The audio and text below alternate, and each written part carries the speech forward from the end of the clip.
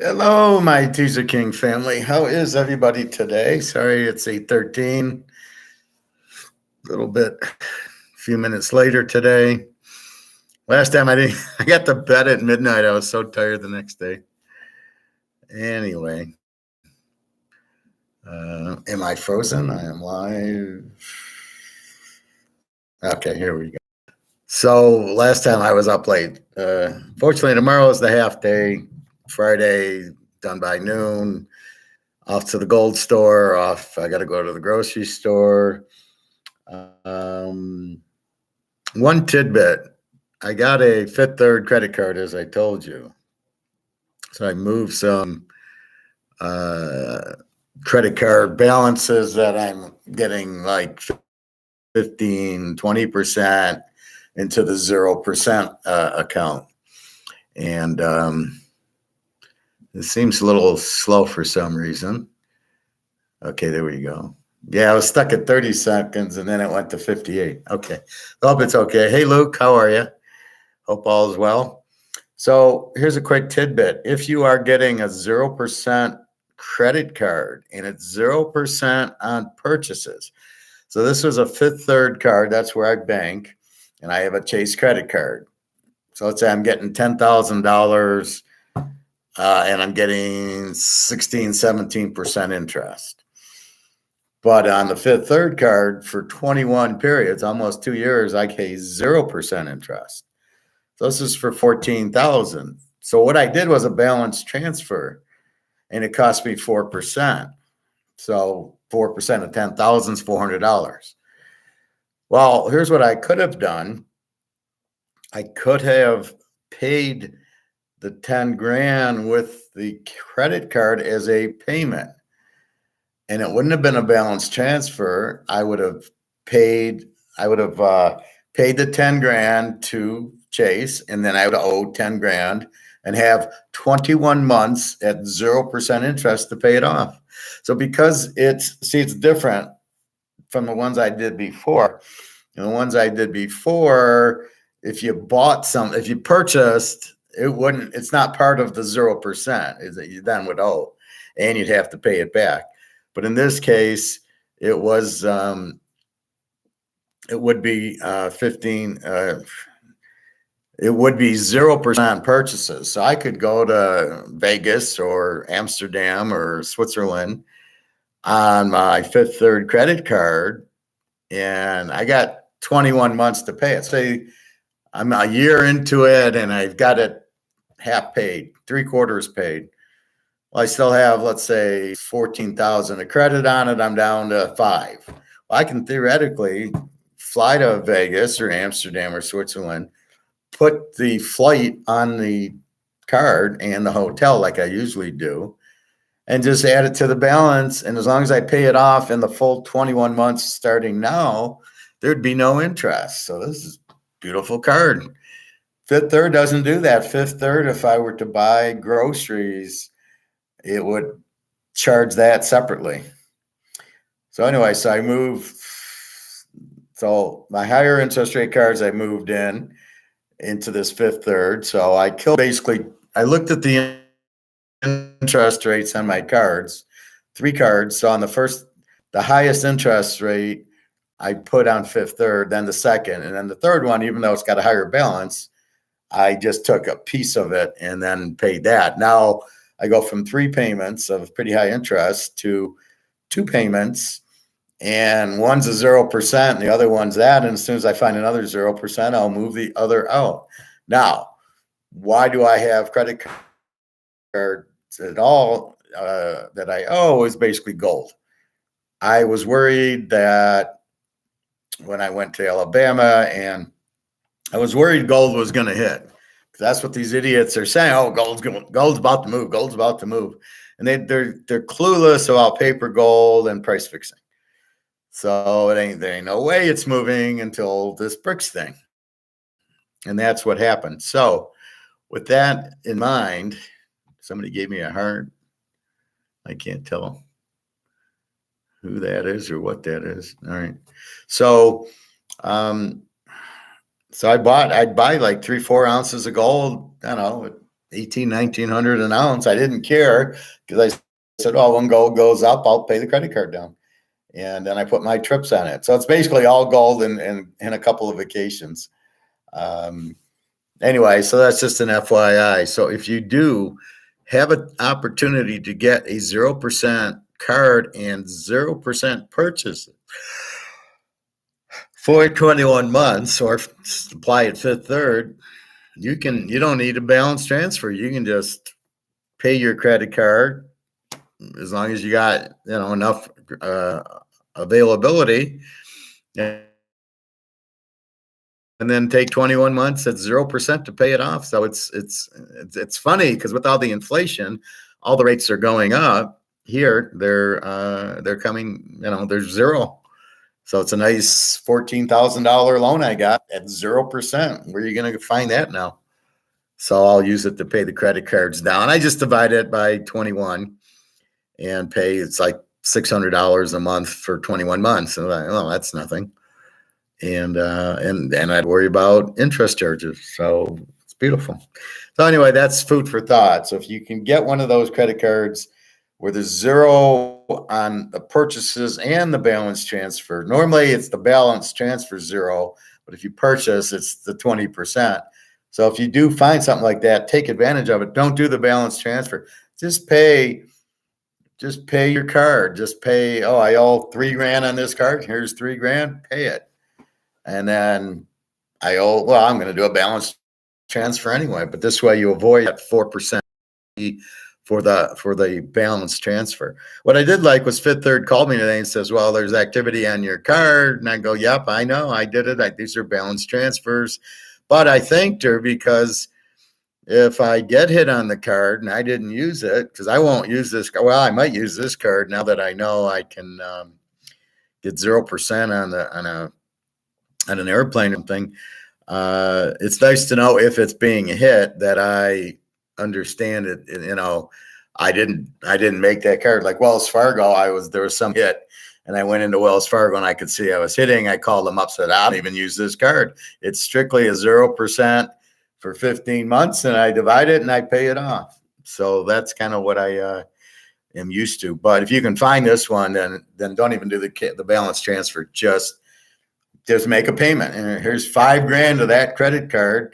It'll hit. It's 0%, 21 months and that. But just verify if it is a purchase that there is no interest on it, because that's unusual. Normally the purchase is charged with interest. Second little piece of business. So Jenna gets a ride with her friend from the Ukraine going to Warsaw, and she gets caught at the border. I guess it's like 5-6 hours to get across. So she texted me, what was it, Wednesday morning, Tuesday or Wednesday morning. I think it was Wednesday morning. So okay, I'm past the border.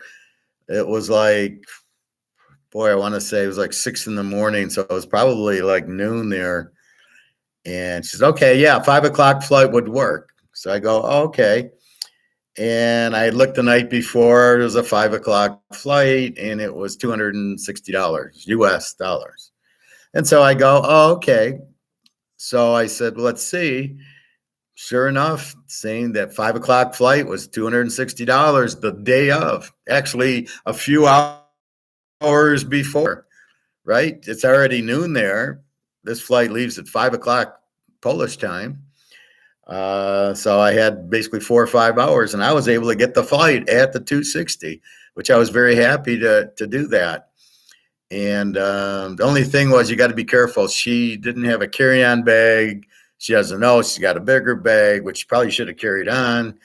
But they charged her. She says, oh, they're charging me, so many Zlotskis, and it's 4 to 1. So I did the math. It was like $20 to pay for the bag at the airport. I go, that's fine. The other lesson is I normally send her money on RIA US dollars.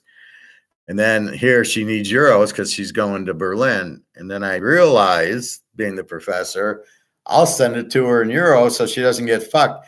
So if I send her $300, she probably got 250 euros, but I could have sent her 300 euros and probably would have cost me 320, 330. Well, I'd rather have her get the 300 euro than me pay $300 and she only gets 250. That's the whole point of, helping her on the trip is that. So anyway, she's with her girlfriend, staying with her at her apartment. So no hotel to worry about, just basically giving her money for food and stuff like that. So that's good. She wants me to come. I says, like, it's too expensive and I'm working. It's if I go to Europe, I got to leave on the weekend so I can work Monday and figure out 8 o'clock Detroit time, wherever, whatever European country or wherever I go. And then I'm going to work 8 hours a day. So keep that in mind. I don't know if I travel, I could see working like a 32, 33 hour week. They don't care. I get all my work done so fast anyway. They're so impressed with me. Oh, you caught on so quick. I go, well, I worked at Mercedes for 4 years. It's very similar. What did you think I did at Mercedes for 4 years? So anyway, that was that. So she's there now. I don't know, stay there a week or two, and then I'll fly her back to Warsaw, and hopefully then the guy will drive her back. I would prefer that. But after last time, it was all these trains and buses, and she kept paying for it and get there late, and then she had to double pay for it. It's a fucking nightmare. So I said, no, we're not going to do that. Just hopefully the guy stays in Warsaw for a few weeks, and then when he's ready to go, we'll fly her back. He can drive her back. I told her to give him gas money or pay. I don't know. I don't know what she did. She probably gave him some money for gas or just his time or something. Gold, silver prices have been getting crushed again. It's been a stomach ulcer for so many years with the bleeding end. Next week with BRICS, logic says it won't. Well, again, I'm telling you not to watch those prices. Those are price fixed. Those are fixed prices, not real. Those are derivatives, not real. So with that in mind, and Egon, what does he say? He says, don't pay attention to the daily price. The bottom line is, we know with the inflation, the dollar's going to zero, gold's going to go up. Gold's going to go up with the BRICS going to a gold-backed currency, with the U.S. destroying their dollar, with the debt. So there's 18 different ways gold goes up. JP Morgan can fight it because he prints it and he doesn't want competition. So basically, the U.S. doesn't want competition for the dollar is what it's all about. But all the other rest of the world doesn't want the dollar, so they're creating the only currency that will compete with it, which is gold. So that's what they're doing. So don't even watch it. Yeah, I saw it was like 1880, 1890 today, and I just go, it's on sale. I should run and buy 4 more ounces. If I didn't buy them last week, I should buy them this week. Am I worried? Well, where's it going to go? Is it going to go to zero? No. Am I going to sell it now? No. I'm not buying to sell it now. I'm buying to get out of the dollars. What do you think the value? Okay, what do you think the value of this is now? Right? Inflation didn't go anywhere. It's still here. I went today to a gas station, and I went to the bank to finish up my debit card transfer, my credit card transfer. So I stop at a gas station that I do, and like the Doritos are $2.49 for like 3.5 ounces. There's your inflation. This should be a 99-cent bag of chips or $2.40.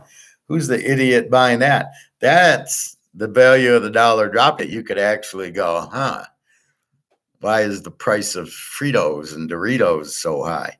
Well, that's why. You go to Meijer's, it's $5 for a 10-ounce bag of Fritos or something. So yeah, it's the inflation's there. You can't look at it like a stock. You've got to look at it as what gold really is, which is real money. But are you really seeing the value of this drop like you see gold price? What do you see? You see a COMEX derivative gold price every day. You don't see the real price. You don't see the physical price. You see the diluted diluted paper price of gold every day, and they control it. So if they want it lower, so people think, oh, I'm not going to go into gold, that's fine. But you're not seeing the value of this.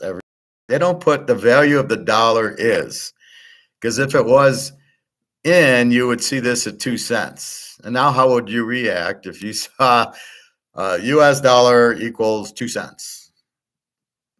Right? I mean, but you don't see that, but that's what it is. This is worth 2 cents. Does that make you feel better that you're not in that at 2? That's worth 2 cents, and gold's 1990. Oh my God. We know what gold is, and they can't print it. It ain't going anywhere. It's going way up between the BRICS, between the debt. It's you got heavy inflation, at least 15, 20. Look at the Fritos went from these other chips went from 199 to 229. That's a 30% price increase. So let's say inflation's 30% on chips. And I love inflation is the devaluation of the dollar. I love how they go like, well, there's house inflation and there's car inflation and there's food inflation and there's wage inflation. What the fuck are they talking about? None of that exists. Prices are what the market dictates. So if the price of a car goes up or down, it's the market. It's not inflation. You can't inflate a price of a car or price of the potato chips wasn't inflation. It's the dollar being worth less. But so if nobody buys the Fritos at $2.49 at these gas stations, they'll go down. If you really want them, go to Meijer's and get a big bag. But I was just going to get a little bag of chips. I got a hot dog and some chips. I was hungry. And I don't have any food. I cooked chicken today. I cooked chicken legs for dinner. But I'm in need of, I got to do my grocery shopping. I need my dark chocolates. I got my avocados, but I need some fruits and some meats. I definitely need some meats I can eat. I ran out of eggs. It was a terrible day. I need to grocery shop, but I'll do it tomorrow when I'm off at noon. Anyway, so yeah, I'm with you, Luke. I see the price going down, but since we understand it's a derivative price and not a gold physical price, then we don't worry about it because we know they're just doing derivatives to get it down. I thought it was starting to go back up. Let's see, what do I got it at?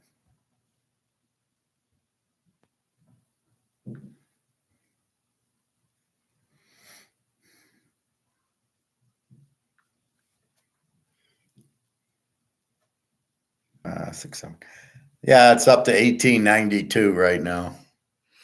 But it's always this 10 o'clock drop. And that's what you got. That's when the price fix is going in at 10 o'clock. And then it just kept going. But then there's the buyers. It'll be back over 2,000, over 1,900.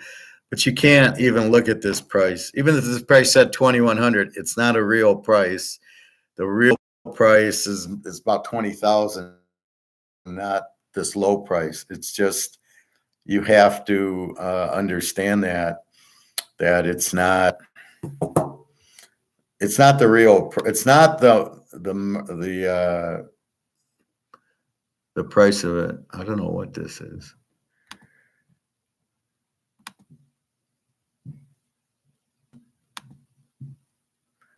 I keep getting this heart. I don't know where it's coming from. Okay, so you just know it's not the real price, so all you can do is ignore it. Anyway, so that's what's going on. I had an argument in the pool with this guy about Bitcoin, and I think he's foreign. Hey, Eric, how are you today? What's good? What do you want to talk about? I'm just talking about gold and BRICS, and I'm about to talk about Bitcoin. So I had this discussion about Bitcoin and trying to explain how, well, what is it? It's not a value. They tried to tell me they were playing some derivative game of Bitcoin, and this guy was trying to say he makes like $200,000 on Bitcoin and algorithms and all this bullshit. And I go, it's now worth 27,000. Where are you getting 200,000 playing these derivatives? These derivatives are extremely risky. The only reason in gold they work is because they're fixed. So the one guy sells to the other guy who buys. They're totally illegal because they are not with any real gold or silver. There's no metals attached to it. It's just paper, and they're now illegal, and they all should be going to jail. So this guy's trying to say he does it with Bitcoin. Oh yeah, I make all this money with Bitcoin, and I'm like, you're full of shit. There's no money. What do you mean you do derivatives in Bitcoin? What does the price do? You can't. The price is going to go down to zero. Like, what are you talking about? Then I kept saying, well, the dollar's out. The dollar's the Titanic. I couldn't understand that. They're like, oh, well, if the dollar goes out, that'll be the end of humanity. And then I go, no, everybody's running the BRICS. 60% of the world's in BRICS. What the fuck are you talking? And it just annoys me how people, like, no matter what I say, they don't understand it, don't agree with it, and they're smarter than me. And I'm like, do you have a master's in economics, in Austrian economics, and finance? You've got to know who you're talking to. And then they try to explain gold. Well, gold is done at supply and demand. I go to supply and demand, but it's not supply and demand at all.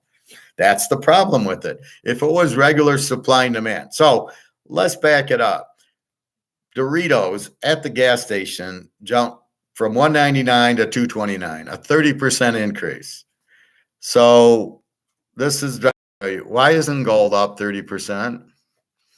Why are fucking Fritos and Doritos up 30% and chips and everything else?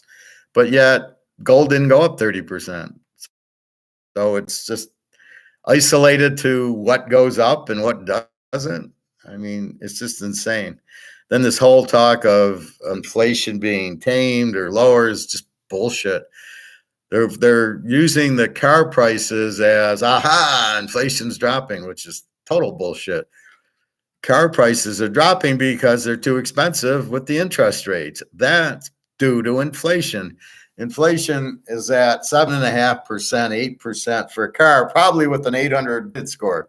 Otherwise, it's probably $1,000 a month. Well, that's inflation. So if I'm trying to sell a car, if I'm Toyota, I'm trying to sell a Camry, I better lower the price because nobody can afford $1,000 a month payment. So I got to lower the price to get them back into $600-700 a month payment. So I got to lower the price because of the interest rate, which is from inflation, because I want to get paid back because I'm getting paid back in inflated dollars. That's what happened. So it's basically, we found something going down. Let's use that as our inflation indicator, and it's all bullshit. And then they're gonna keep raising rates. The Federal Reserve. People think they're gonna lower it, but they're not gonna lower it. They can't. But then they got to pay for the debt. So it's a vicious cycle. They're not going to fix inflation because it doesn't. They keep printing money, and even if they didn't, they've already printed 10, 12, 15 trillion dollars, and now to the debt, it costs them $1 billion a day in interest. How do you sustain that?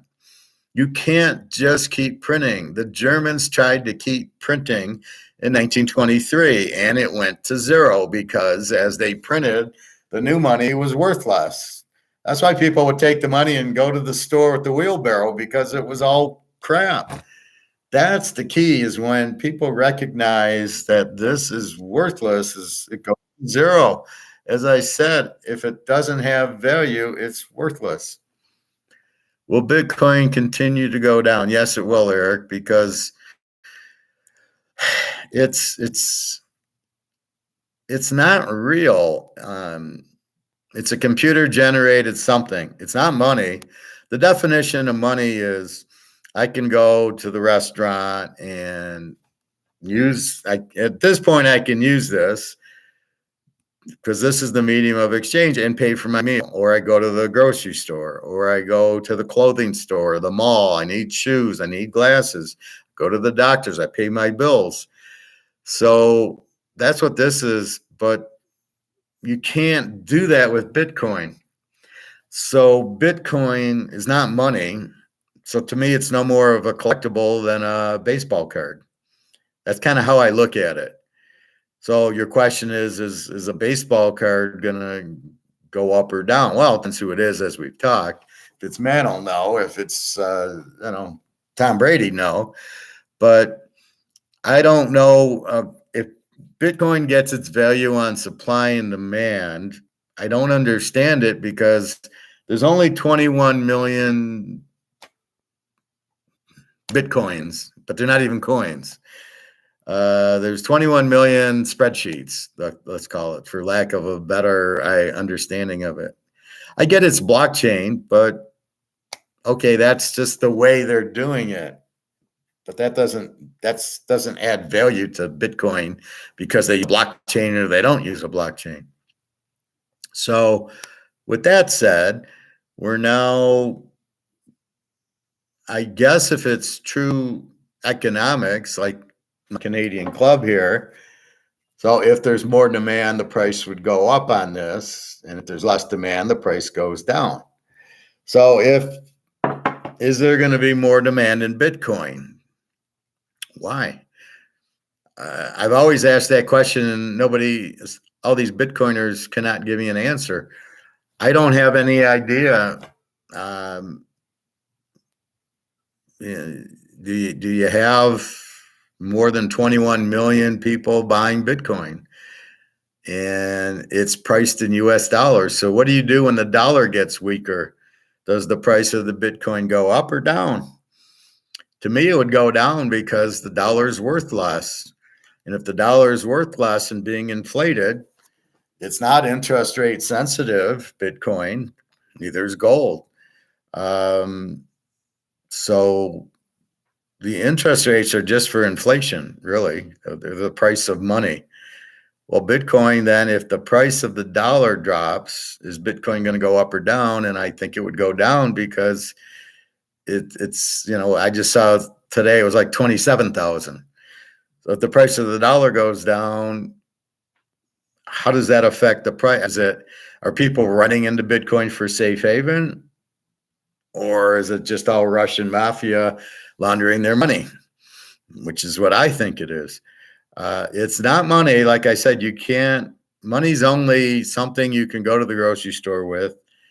Now I can go to silver, like I said, and go to my barbecue restaurant and order my ribs and he will take my silver. That I can do. I can't do it with Bitcoin. See, you've got to be able to accept it. And that really hasn't come about yet. And they'll say, well, BlackRock they're not accepting it. They're just kind of allowing an ETF of Bitcoin, but you can't pay with the Bitcoin. So I really have a hard time. Now, I think you could use that for PayPal, but I won't accept it on Teaserking. So if you try paying me for football, I will take PayPal. I would take gold and silver. I would never take Bitcoin. So that's where you run into the problem of it's not money because it's not accepted, because I don't know the value of it and I don't want it. And I don't know how to transfer it. I don't even know if you paid me in Bitcoin, I wouldn't even know how to transfer it into my bank to get credit because I don't have a Bitcoin account. So what am I going to do with it? And I don't know. Do you ever open that bottle? Never. This is, I used to work there, and this is going to say 12 year and it'll be 2050.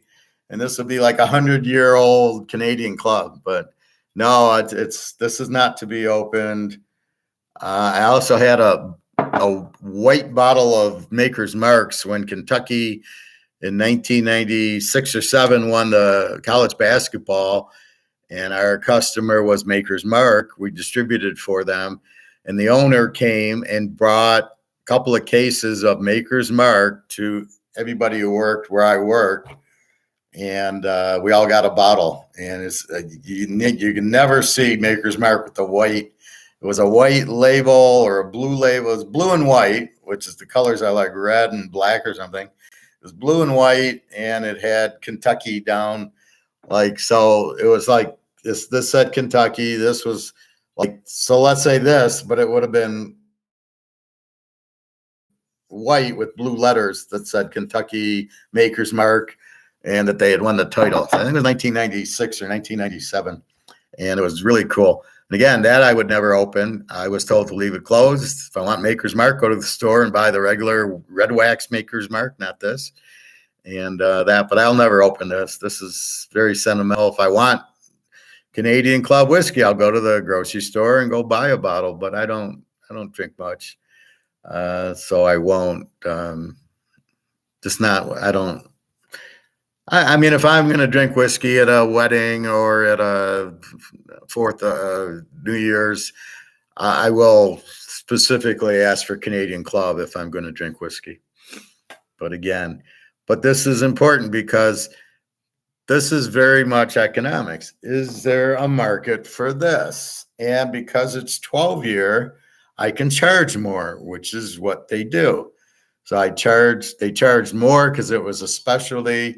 It was limited to, it had to be 12 years old. Most of it, they're not waiting 12 years to make the whiskey, right? It's probably, it's a bunch of potatoes and they put in there whatever, and then they let it ferment, and that's what makes the sugar, right? So it's in a big vat, all this ferments, and then they do some other stuff. I was in the plant, and it's very interesting. If you get a chance, if you're in Amsterdam, go. There's a beer plant, but I know, wherever, if you go to a whiskey or a liquor plant, if you're in Scotland, go to Doors or whatever. It's very interesting. And then they take it from a vat, it ferments, and then they have this whole thing, and then this whole line where the bottle comes out and they stick the label on it, and then they pour in the whiskey, and then they put the top on it and seal it. It's all done by robots. That's why I don't understand AI. This is 1997. They were using robots. So I'm missing the point of that. That really doesn't make any sense to me. Luke, well, you say with gold you can exchange it and get dollars so you can buy groceries. Why not? Was that Bitcoin? Same kind of thing, right? I prefer physical gold or silver.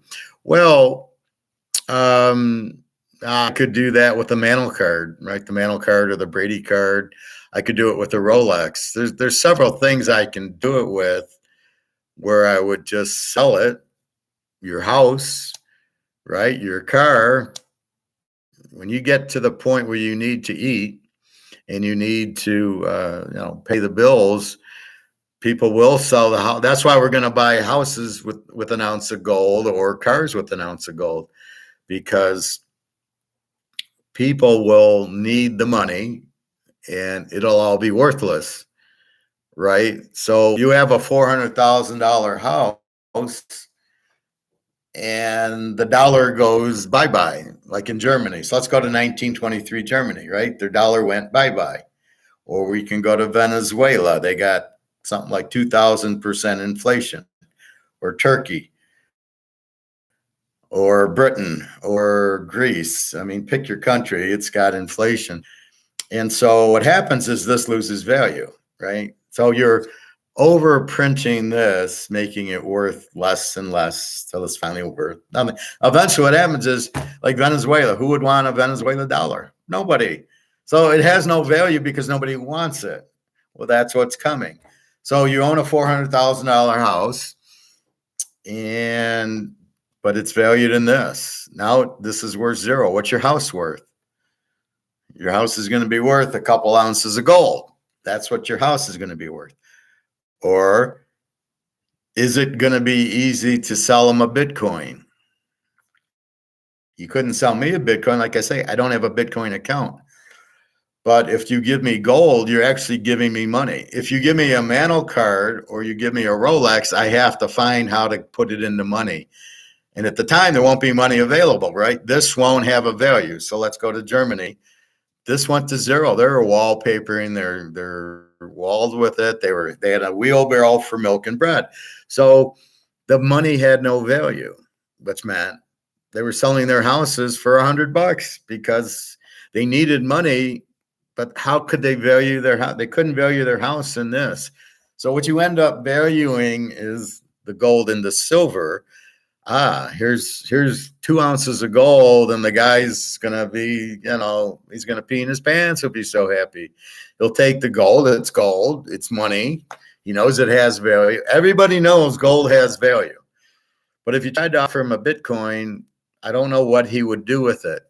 Could he even accept it? And then what's he going to do with it? Can't go to the bank and cash it because the dollar's worthless. But I have gold, which is going to have its own value. Gold does not need to be priced in dollars, but Bitcoin does, because Bitcoin at the end of the day isn't anything. It's not an asset. If they actually did the little coins with the B on it, I would be more advantageous to accept it. At least I have a coin. But if you can't give me anything in my hand, I have a hard time understanding it or wanting it. So your exact question, you say gold, you can exchange it and get dollars so you can buy groceries. Why not Bitcoin? That's one of the problems. What's the value of Bitcoin at that time? Because it's priced in dollars. So right now it's $27,000 for one Bitcoin. What are you going to price it in when the dollar goes out? And can you price it in Bitcoin like you can price your stuff in gold? Then it becomes, what can gold buy? Gold can buy houses and cars. Bitcoin will not have its own price because it isn't money. It isn't it's a computer thing. What happens if the internet goes out? Now what do you do? I know what I do with gold and silver. I pull it out of my pocket and say, here we go. Who knows what these crazies can do? But let's just say the internet's working.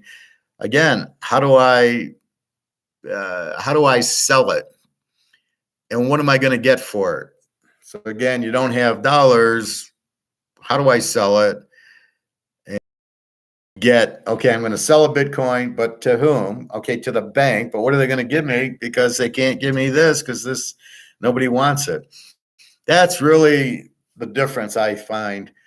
But theoretically, like right now, you could sell it. You can have a Bitcoin. You could sell it for $27,000, and then you could go from there and do whatever you want with it. But again, there's got to be I guess the way it's, I don't know. I've never used it. I guess the way it's set up is if you have money in your account, you could sell it. I don't know who you sell it to, and then how you get value. See, in my mind, it's like a stock. There must be a buyer of it, right? So if I have 100 shares of Coca-Cola, if there's no buyer, I can't sell it, right? I can't just sell the Coke. I got to sell it to somebody. Now, in the stock world, there's called market makers. And the market makers are the ones buying it, not like I'm not buying your Coca-Cola, Luke.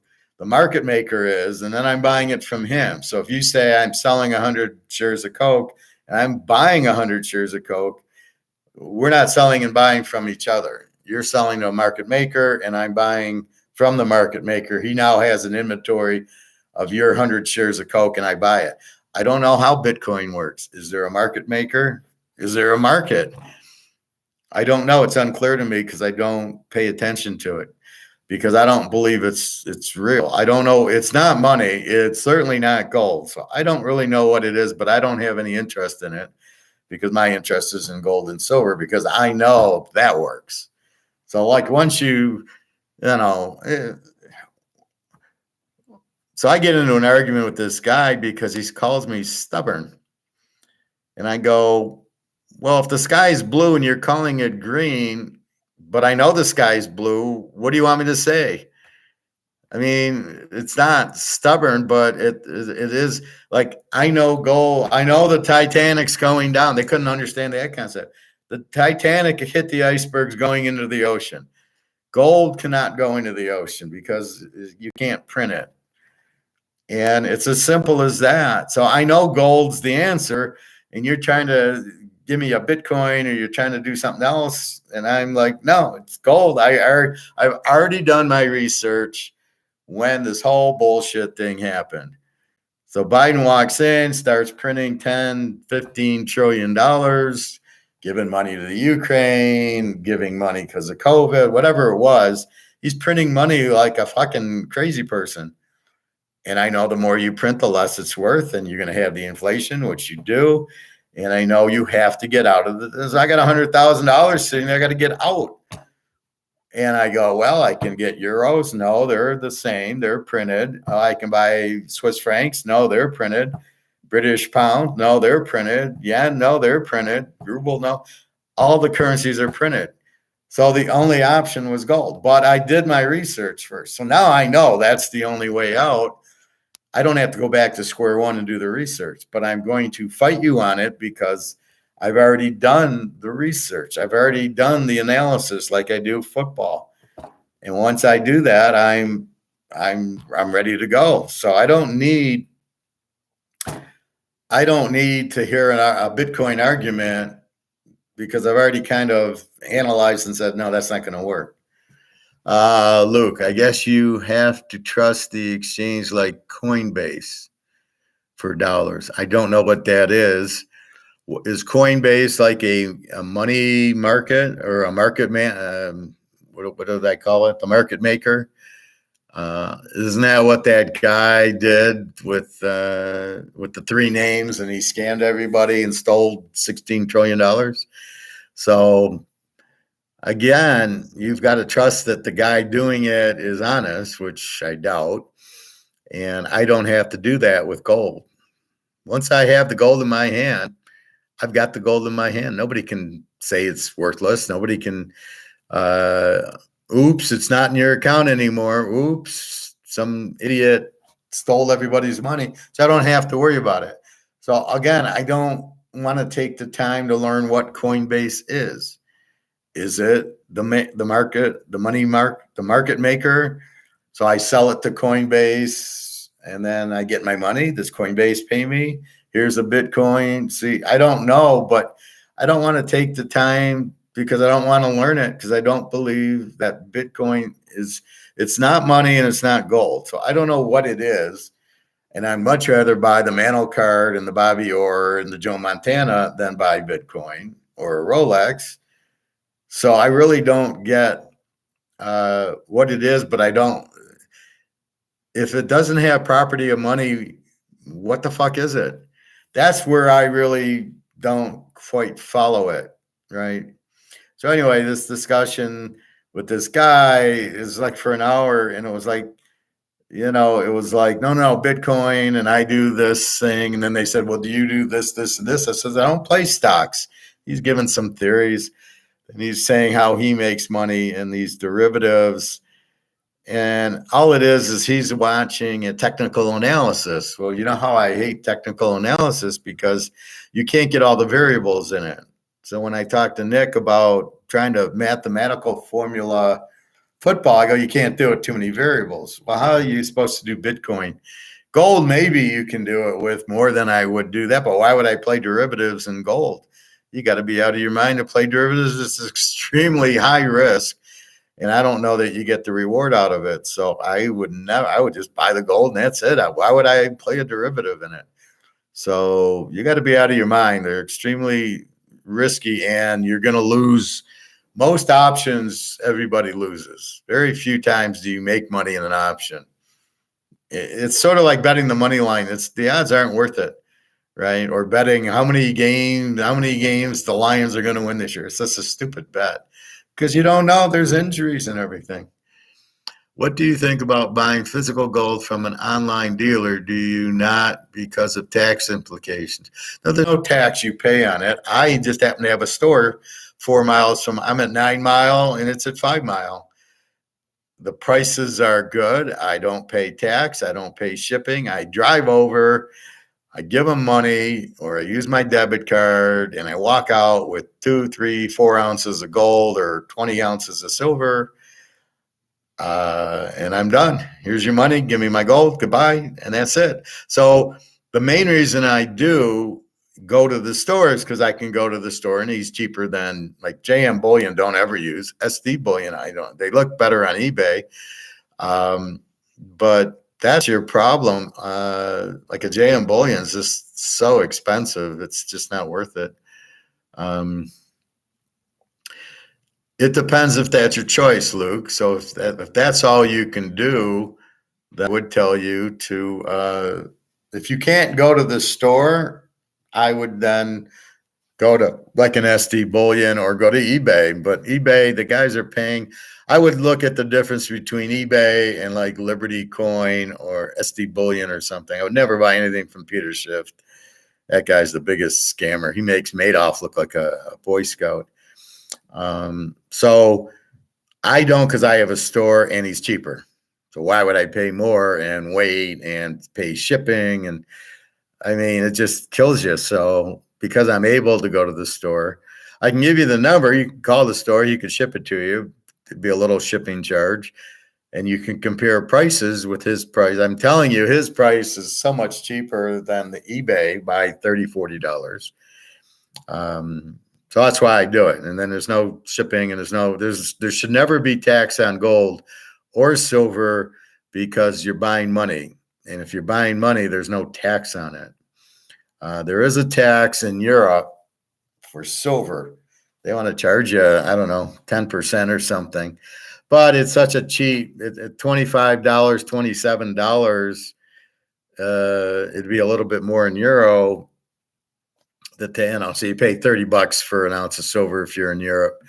But I don't think there's a tax on gold. Normally, there should not be any type of tax on it because it's money. But I think there's a VAT in Europe. So if you're not in Europe, then you get nothing to worry about. I hope gold goes up next week. Well, don't worry about it. They'll announce it, but they might announce it in commodities going up as opposed to we're going to back the money by commodities. They might not actually say gold. I doubt it'll go up next week.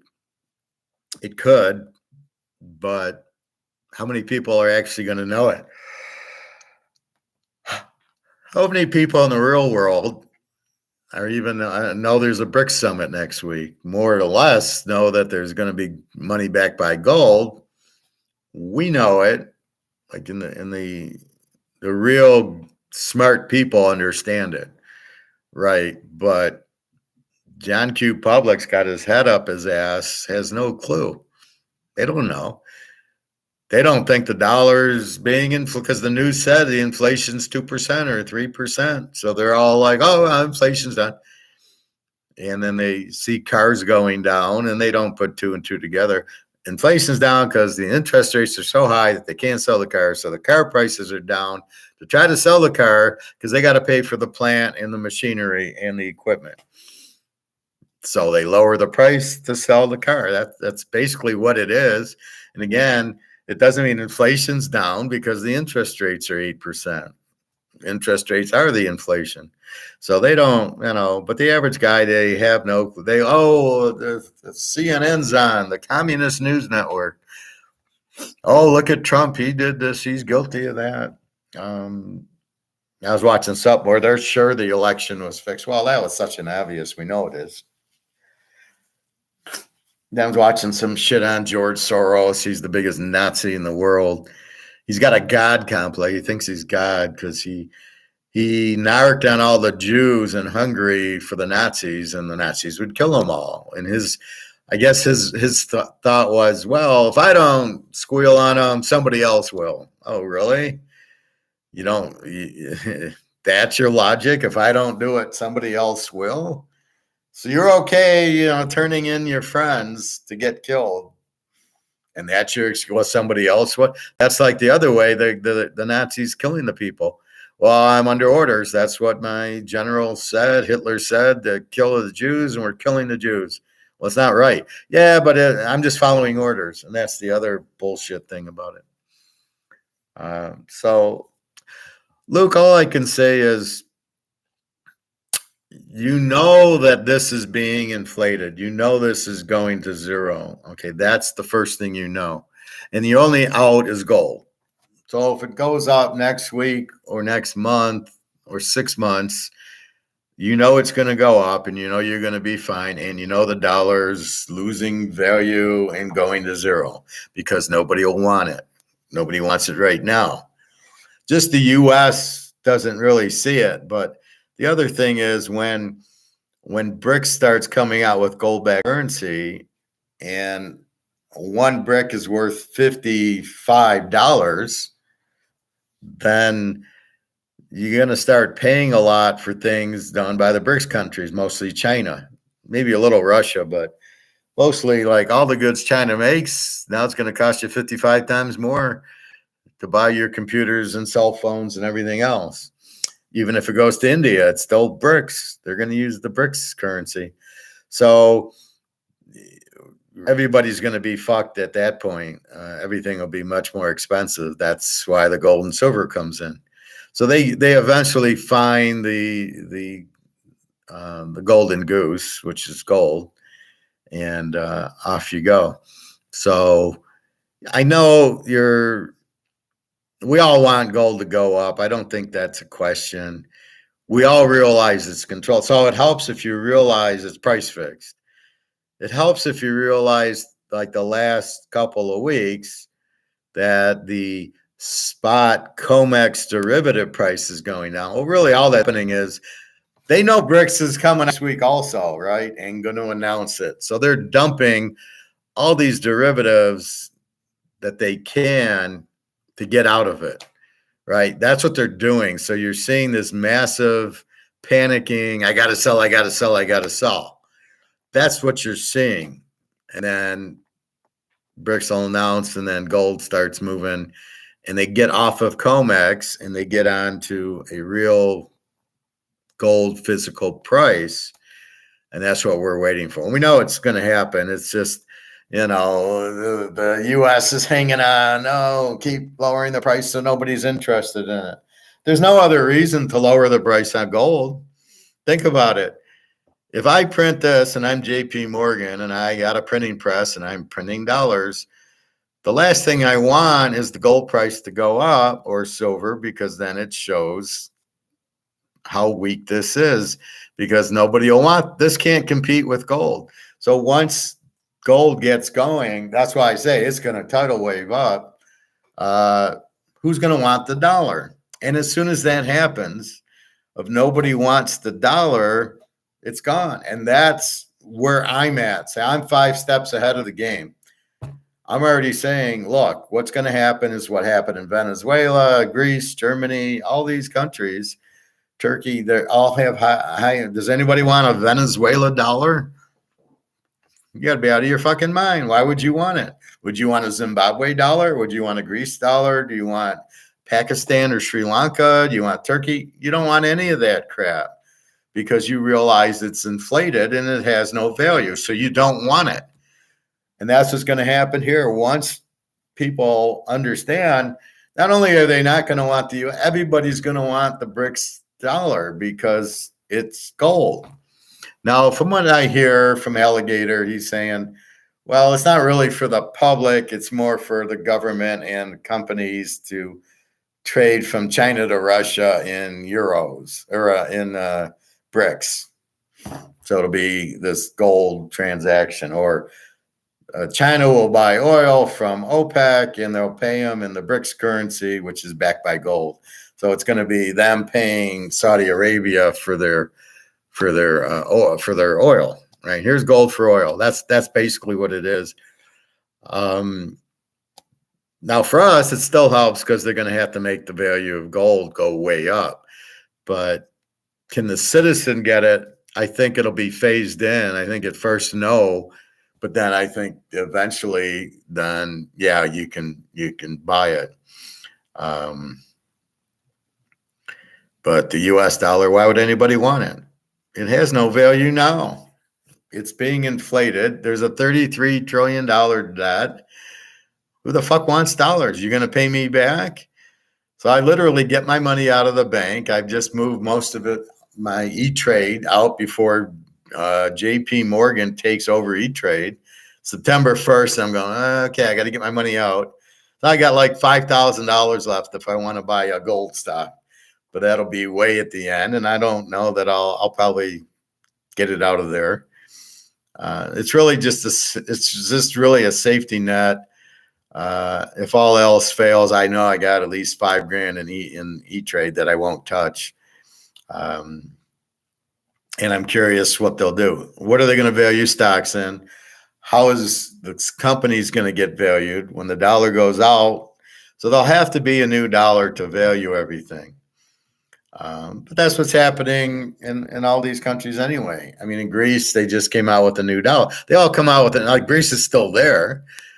They got killed by their dollar, so their currency goes. So they come out with a new currency, but nobody wants it. Nobody's buying a Greece dollar. And if I go to Greece with the U.S. dollar, well, if I go with gold, I'm sure I'm king there. So that's what happens. What does that mean for? I get this stupid heart that I can't.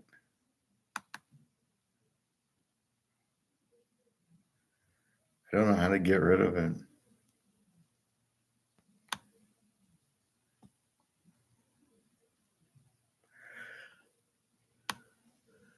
What does that mean for the rest of us?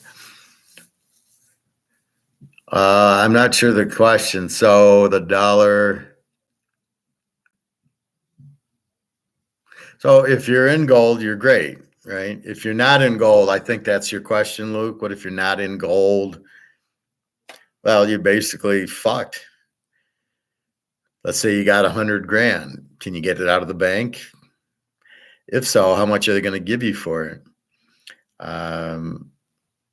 What normally should happen is they'll create this new currency. It'll be another fiat currency, won't be backed by gold. And so let's say you have 100,000 US dollars. Now they've printed this new US dollar, and they'll probably say, okay, if you give me 100,000, I'll give you 50,000 of the new dollar, and then they kind of price everything in new dollars.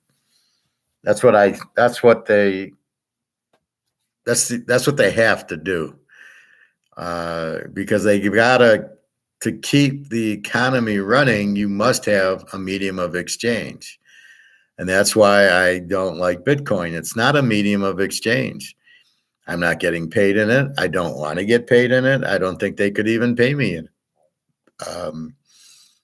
The other problem for them is taxing you. Well, if you've got money in Bitcoin, how do they tax you? What's a Bitcoin worth? And same thing with gold. They can't tax you with gold. They don't know you have it in the first place. So if you don't have it, so you're just a regular Joe with $50,000 in the bank and a dollar's worthless. Now what happens? Okay, so you basically are big, you're fucked. You don't have all the money you have, it's not worth anything. So then you have to think about it like it's the milk that's gone sour. Well, what do you do with it? You're fucked. You can't drink the milk. It's sour. So the dollar goes away. So what happens is that then you have the new dollar. They'll need the new dollar to come out and transmit 100 of, so 100 of this buys me 50 of the new dollar. And then they'll keep it easy, and then the prices in the grocery store will cut in half. So the $5 gallon milk is now $2.50, but they'll only accept the new currency. That's basically what should happen. I'm sure that, if you look at Venezuela now, or Greece, or Turkey, or Pakistan, Zimbabwe, they came out with gold, right? So Zimbabwe's inflation was like 2,000%. So they eventually came out with gold coins. So who can afford it if all the poor people got fucked? But they started using gold to transact it. So that was kind of what they did. U.S. has no gold, so they won't. But they'll come out with a new dollar. And then how do you price everything? The problem is the pricing mechanism. How do you price all these stocks? How do you price all the food? How do you price your utilities, your rent, and mortgage? How do you price any of it? Because you've got a million markets that have to be repriced. So they'll have to come out. See, that's why you must have a dollar or medium of exchange. If you don't have the medium of exchange, the economy can't work. That's why it's there in the first place. This is there for the market. So they know how much to charge for my Canadian club. They know how much to charge for it in this. But if you didn't have that, how would I buy and sell Canadian club? How would I sell it to you? What are you going to pay me in? How do I keep track of what's a good price or not? How do I figure out my costs to know how much to charge to make it? It all goes away without the medium of exchange. And that's the most basic economic principle, especially in Austrian economics. I don't know about Keynesian. I don't pay attention to it. But that's the key to it. That's the whole key to economics is prices. And you need money. You cannot survive or have any economy or therefore a government without a medium of exchange. Now, you should back your medium of exchange by gold. That's to prevent it for what's happening now. The gold prevents the inflation because you can't print more gold than you have. So if I have $1 billion worth of gold, I can print $1 billion. Then you say, well, that's not enough. Well, then raise the price of gold. So now I can print $10 billion because gold went from $20 an ounce to $50 an ounce or $100 an ounce. What they don't want is the gold market because then nobody wants. See, because gold is money, it can replace this. I don't need this if I have gold. That's why gold's such a hard, all the price fixing, because the people in charge of this can't compete with gold and gold's money. So they really try to keep it down so it's not competition, but anybody that understands it realizes it is competition. Go fuck yourself. I'm buying gold and you're keeping it down so I can buy. When I see 1980 for gold, I get excited. Like, fuck this, it's on sale even more.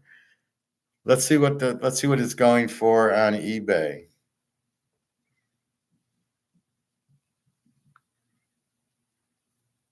I mean, I bet it's down, but we'll see.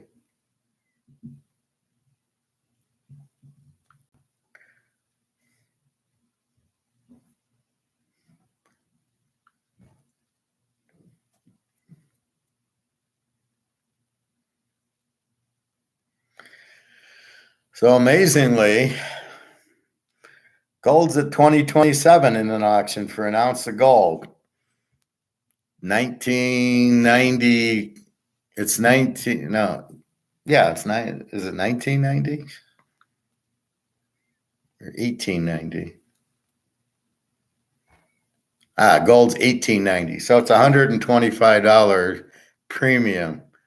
Well, why is there a premium on it if it's worthless? So this is 2027. Then you got the Maple Leaf at 2000, the Eagle at 2025, my Cougaran in 1981. So this is, to me, a bargain. It was just $2,100 to buy an ounce of gold, and now $2,000. See, so I don't look at it in fear where you're going, oh my God, it's going down like it's a stock, or there's trouble with it because the price is based on derivatives where they're not even trading real gold. It's all diluted paper. So that's why I don't worry about it, because that's not the market talking. That's just JP Morgan fucking around, pulling Madoffs.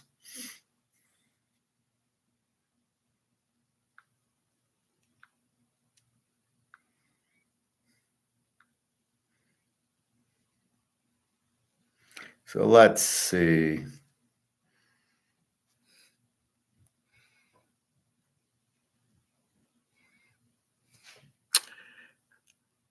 So as I like to do, there's so much in Microsoft on electric cars and electric batteries. It's all bullshit. They say something about GM. Remember I told you about Warren Buffett buying all that GM stock? Well, I guess he's listening to my show because my class, because then the next couple of days he just sold it all. So again, the professor's correct. Much smarter than Warren Buffett, because you do not buy car stocks with high interest rates and you're in a recession. Nobody can afford cars. Nobody's buying cars. You got to be out of your fucking mind. Toyota says we can't sell any cars. You know, you drive by a Ford or GM lot, it's just full of cars. This is not the time to buy gold or buy auto stocks or housing. Housing, same thing. The prices are going down because nobody can afford to buy them. And then people can't sell them because then they have to figure out where they're going to move. Like our Canadian friend who bought his $250,000 house, Canadian, and then it went up to 500. He sells it and then goes ahead and buys a $700,000 house. What an idiot. So now he's fucked because he'll never get his money out of it. The housing values are going to get dumped in Canada. They have a big inflation recession going on there. So he's going to pay $700,000 and be lucky to get $300,000 out of it. But he doesn't understand that. He's smarter than we are. But in America, all the prices are down because nobody can sell it. There will have to be a gold-backed currency with the reset. Well, it's coming in BRICS. I mean, that's it. I mean, forget the reset or not. They'll have to reset the prices of gold. So as Alligator said, all the banks have a revaluation account for gold. So the U.S.'s gold is on their books at $42 an ounce. Why is it still at 42? Are these people out of their fucking minds? So, well, I guess probably because they don't have any. So what's the point of revaluing, making it worth 2,000 when 2,000 times 0 is 0? That's probably why the U.S. doesn't. And again, the UK and Canada don't have any gold. These people they're all Keynesians. And then I found out India has Keynesians. So most of the world is fucking clueless to economics, to reality, if they're all back in. I love how they call it like neo-Keynesians. It doesn't work no matter how much. You can't turn water into oil no matter what you call it. You're not putting water in your gas tank. Yeah, I mean, but gold's going to go up even without anything because of the inflation and the debt here. None of the paper currencies are going to last. They're all going to zero. So what are you going to do? Come out with new paper currency? Okay. And how long is that going to last before everybody goes, well, we don't trust you? You know, it's like getting burned, right? So you trust a girl and she burns you. Then here comes another girl. You're going to be very careful not to get burned from the other girl, right? So that's the whole point of it. And that's what you're looking for, is to not get burnt from the, I get burned once on money. Now you're bringing me out a new currency. Why would that last any longer if it's fiat, if it's not backed by gold?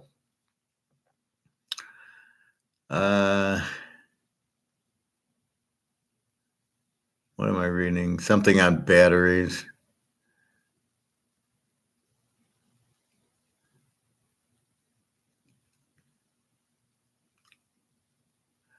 So Biden's trying to do this battery belt and giving incentives for these companies to make batteries. Well, the science isn't there. He also wants to come out with mandating 55 miles to the gallon. Well, it's impossible. I remember working at GM and Ford and talking about it with the engineers, and they were like, you can't get more than 30 miles to the gallon. It's impossible. You can't mandate 50 because you can't do it, and you can't do the 30. So the best you can maybe get on a vehicle is like 30, 32 miles to the gallon. So Biden comes out at 55. So he's trying to get sneaky and say, okay, you can't sell it. Well, he's only hurting Ford and GM. He ain't hurting Mercedes and Audi and Toyota because they're not U.S. companies. He's trying to get everybody to buy electric. Well, wait a minute. If it's Say's law, it would be demanded. We'd want an electric car, but we don't want an electric car. The more and more I read, these Teslas are fucking $100,000, $80,000, $90,000. Was this guy out of his mind? Who the fuck's going to spend 80, 90, 100 grand on an electric car? I ain't spending it on a gas powered car.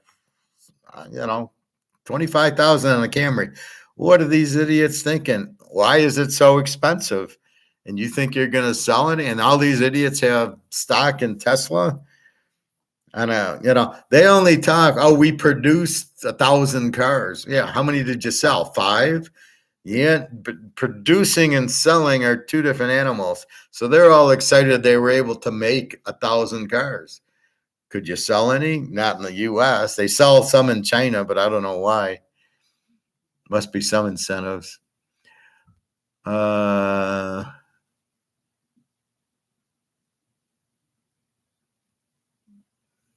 And then Warren Buffett bought these stocks that are, he bought 3 home. This is how stupid Warren Buffett is. So he files a 13F, which says I bought so many shares of these companies, NVR, Lennar, and DR Horton. Interestingly, all 3 are home builders. Who's buying a home? Who's home now with high interest? See, these people are so fucking stupid. They don't understand inflation. They don't understand the high interest rates. And the more things cost, the less get bought. So who's buying houses in this economy? You're worried about keeping your job. I'm worried about it. I know what's going to happen. I hope I can stay because I'm at Harley and I'm needed. So I feel pretty good about it. But who's buying a home now? People aren't buying. And as more people can't afford to stay in it and default on the house, just like in 2008 when they never had credit for it, or they're in on the low adjustable rate mortgage and then the rates went up and then they all got fucked. Well, these people can't afford houses, so they're going to start going out, which is going to lead to more inventory, right? Because these houses, they couldn't afford them, so they just defaulted on them.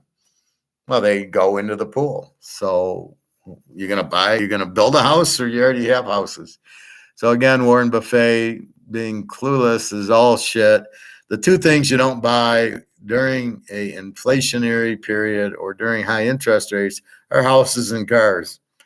I wouldn't buy Ford, GM, and for certainly not this Tesla. You got to be out of your fucking mind. He's selling these cars for 100 grand. Can't sell any of them. And then what does he do? He keeps lowering the price. So it looks like the inflation's coming down because the prices of the car are going down. So here I told you Warren Buffett cuts his GM holdings, which he just 5 days earlier bought, and then he cuts its stake in GM almost in half. Electric revolution. This is just some bullshit. So, but I read the article. How do I invest in gold in the middle of the electric car? I love it. So they keep coming up with these electric car or battery stories in Microsoft. I keep clicking out of them going, I don't want to see this. This is bull. I don't want to see electric. And I keep getting it from different things. So I tend to, but it's really frustrating. Uh, Ford is hoping to remedy the charging experience with a new partnership with Tesla that will allow Ford customers to use more than 12,000 Tesla supercharging starting next year. Yeah, and Tesla's not going to charge you to use their charger. I'm sure it'll be more expensive. Tesla has got to be losing their ass. I mean, they're making cars for 100 grand that they can't sell. Then they got 12,000 superchargers. So they have to actually go and put these charging machines in. Now, I would imagine they're getting discounts from the government to put them in. So we're paying for that with our taxes. Numerous Tesla owners say they've been trapped inside their EV. Oh, this is a beautiful one. Inside their EVs after they lost power. Here's how to manually open a Tesla door if you get stuck inside. So it's an electric car and the battery runs out. You don't have electricity. You can't open your door because it's electric locks. You can't drive the car. You can't open the door. You're stuck inside your fucking car. Can you believe this shit? The battery goes and you can't get out of your car. One guy almost died because it was like 100 degrees outside and he was stuck inside his car for 30 minutes and he fucking broke the window. And then when they finally do, they force the door open, the window breaks. So I'll just imagine you're there with your wife and kids and the battery goes. Maybe it still showed charge, maybe it didn't. And everybody's trapped inside the car. What a way to go. Yeah, my electric battery died and I couldn't get out of my car. Well, who's buying a fucking electric car? You know, maybe 20 years down the road and they get all the bugs out of them and there's all these charging stations. And I mean, it's ridiculous. You gotta worry about where can I find a gas station to recharge my electric and or a hotel. So now I'm traveling from here to Florida. I stop in Kentucky. Wait, I got to find a hotel with a charging station, which is probably $200 a night because they're charging you for the charging station. It ain't free. So you got to be out of your mind to get an electric car. Another challenge for home buyers, more investors are snapping up homes and 40% of them are using cash. These are small investors. So as people can't afford their houses and are getting out, investors, little guys, are snapping up homes, which they're going to lose their ass on because they won't, as interest rates go up, they won't be able to pay them off anyway. So the last thing you want to do is own 10 houses because you're still going to pay property taxes and utilities and maintenance, and you still got to pay for the house. And guess what? Houses aren't going up in value. They're going down because people can't afford them. It's the market. See, that's the housing market's a real market, not like the gold market. But people will think they're the same. Well, the house is worth $400,000. That's the real free market price. That is. But gold's not at the free market price, which is, well, supply and demand. That was it with that bullshit.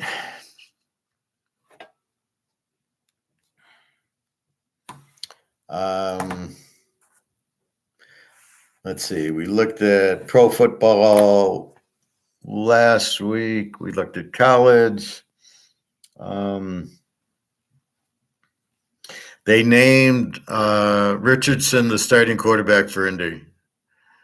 Are they out of their fucking minds? So let's look at that. Jacksonville's 3.5, 44 against Indy. Lawrence against Richardson. Now I keep throwing up. Oh, Trevor Lawrence, he could win the MVP. Jalen Hurts could win the MVP. Yeah, Peyton Manning could come back and play. Joe Montana's coming back. Yeah, it could happen, but it's not going to.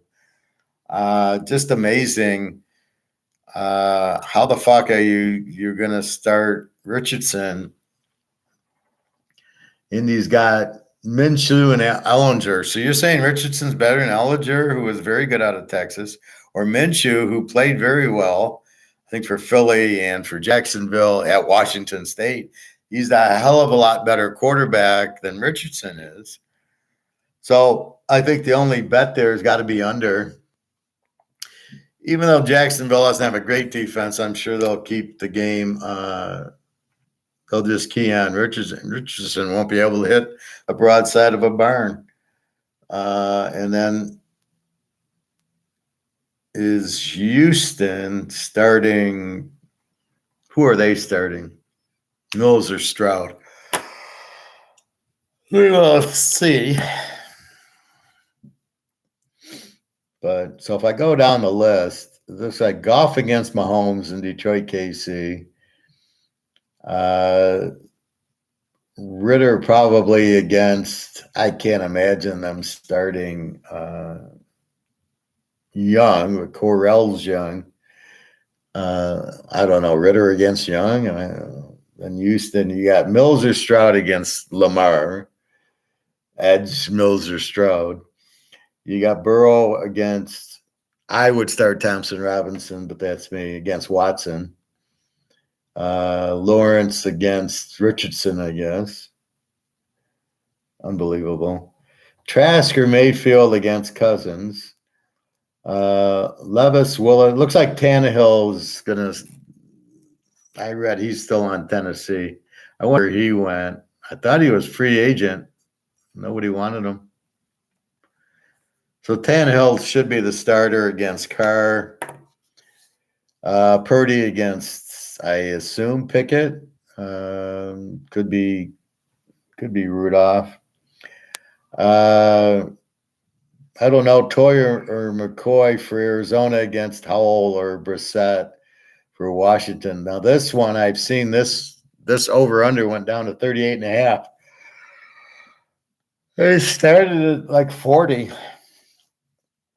So this is still an under. I mean, there's no, where are you going to get points from? You don't have a quarterback on the field that's an NFL quarterback.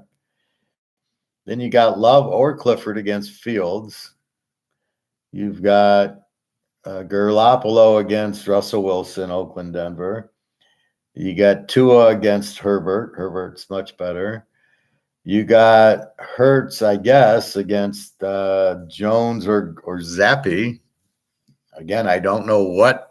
See, when I watch and I see Zappy so much better, it's like gold, right? I know gold's much better than Bitcoin, much better than the dollar. So I wouldn't even go against it.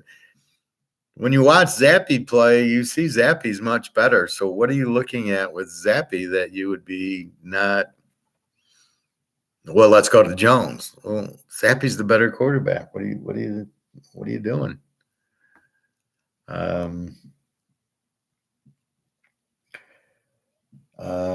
Stafford or Benson against Geno Smith. Prescott against Daniel Jones for Dallas Giants. And Allen against Rodgers. So most of these coaches have no idea what they're doing. It's like woke Disney. Well, we're going to start Richardson because he's the running quarterback. And, does he deserve to be starter? No. Guess who gets fired 5 games into the season when they're 0-5? The coach. So the GM should get fired for drafting the kid number 4. Then I'm reading where the Lions, that the running back they drafted, it's a big bust, I'm sure. Then the Lions with the wide receiver, everybody's calling it a big bust. This guy from Alabama, Williams, is terrible. He can't catch. Little important thing for a receiver, but he's fast. Well, that's a typical Alabama receiver. They never play. They're always injured. Julio Jones, Ruggs, Waddle, we'll see. And then Devon Smith, we'll see. But he's certainly not a superstar, Devontae Smith. He's an adequate receiver. He's nothing great. I mean, it's not like you're looking to go, oh, wow. So I'm not sure what we're seeing with him. Well, that's pros week one. So again, I would play the rookies, not the Thompson Robinson or the Benson or the Bennett or the Hayner. Those guys I would not play. If Benson Bennett starts, I would not play him under. But if any of the three, what is it, Young, Stroud, or Richardson is the quarterback, it's an under because they're not going to score in the game, especially against the better defense. Like fucking Houston's got Baltimore, right?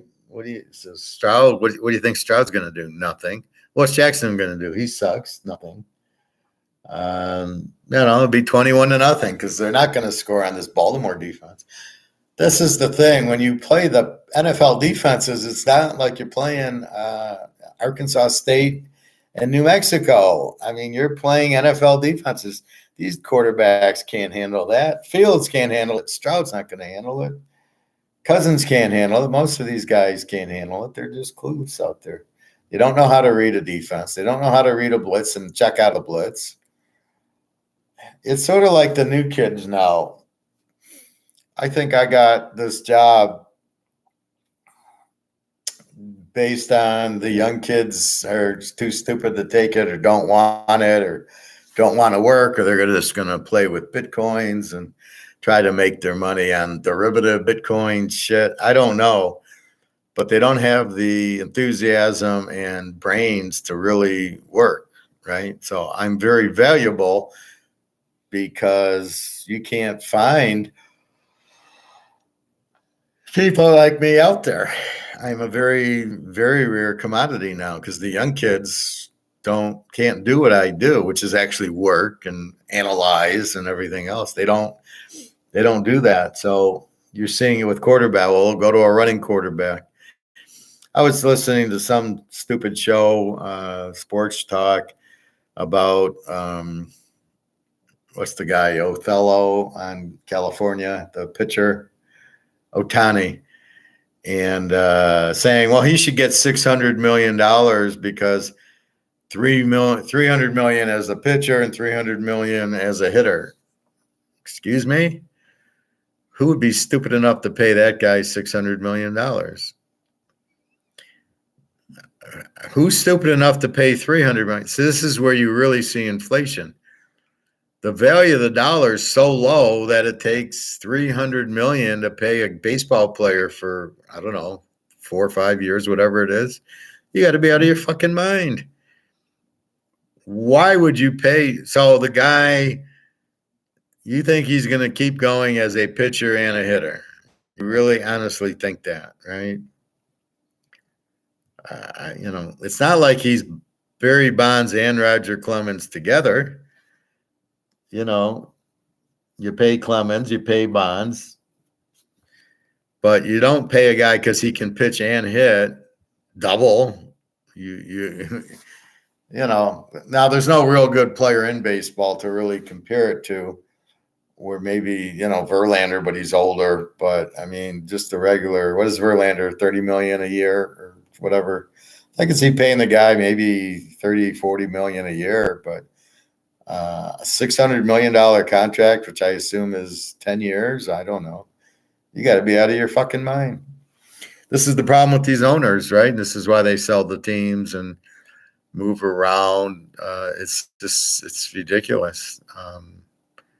I don't get why they pay the players so much. I don't get how stupid the owners are to pay anybody $30 million to play football or basketball. You got to be out of your mind. Really, really hard to understand. Anyway, so that's week one. I haven't seen changes. Now, where I have seen changes is in college. The totals in college. Some of these have gone 10 points. So let's take a note. Notre Dame Navy went to 50. Ohio San Diego State went down to 49. USC's now 64. UCF Kent State went from like 52 to 58. NC State, Connecticut was like 50, went down to 52 or 3, went down to 47. It dropped like 7 points. Florida and Utah. Utah is now 6.5. Went from 41 to 46, 51 to 46. These changes, Miami of Florida went from 51 to 46. Now I love the game over. Louisville went from 51 to 47. Here's one. SMU Louisiana Tech went from 58 to 66. Are you fucking kidding me? An 8-point move, and it's sold 2 weeks. So this is 9-2. I mean, how are you betting over unders this early? I don't really get it, but we'll probably start putting our bets down next week, I think. Michigan went from 55 to 51.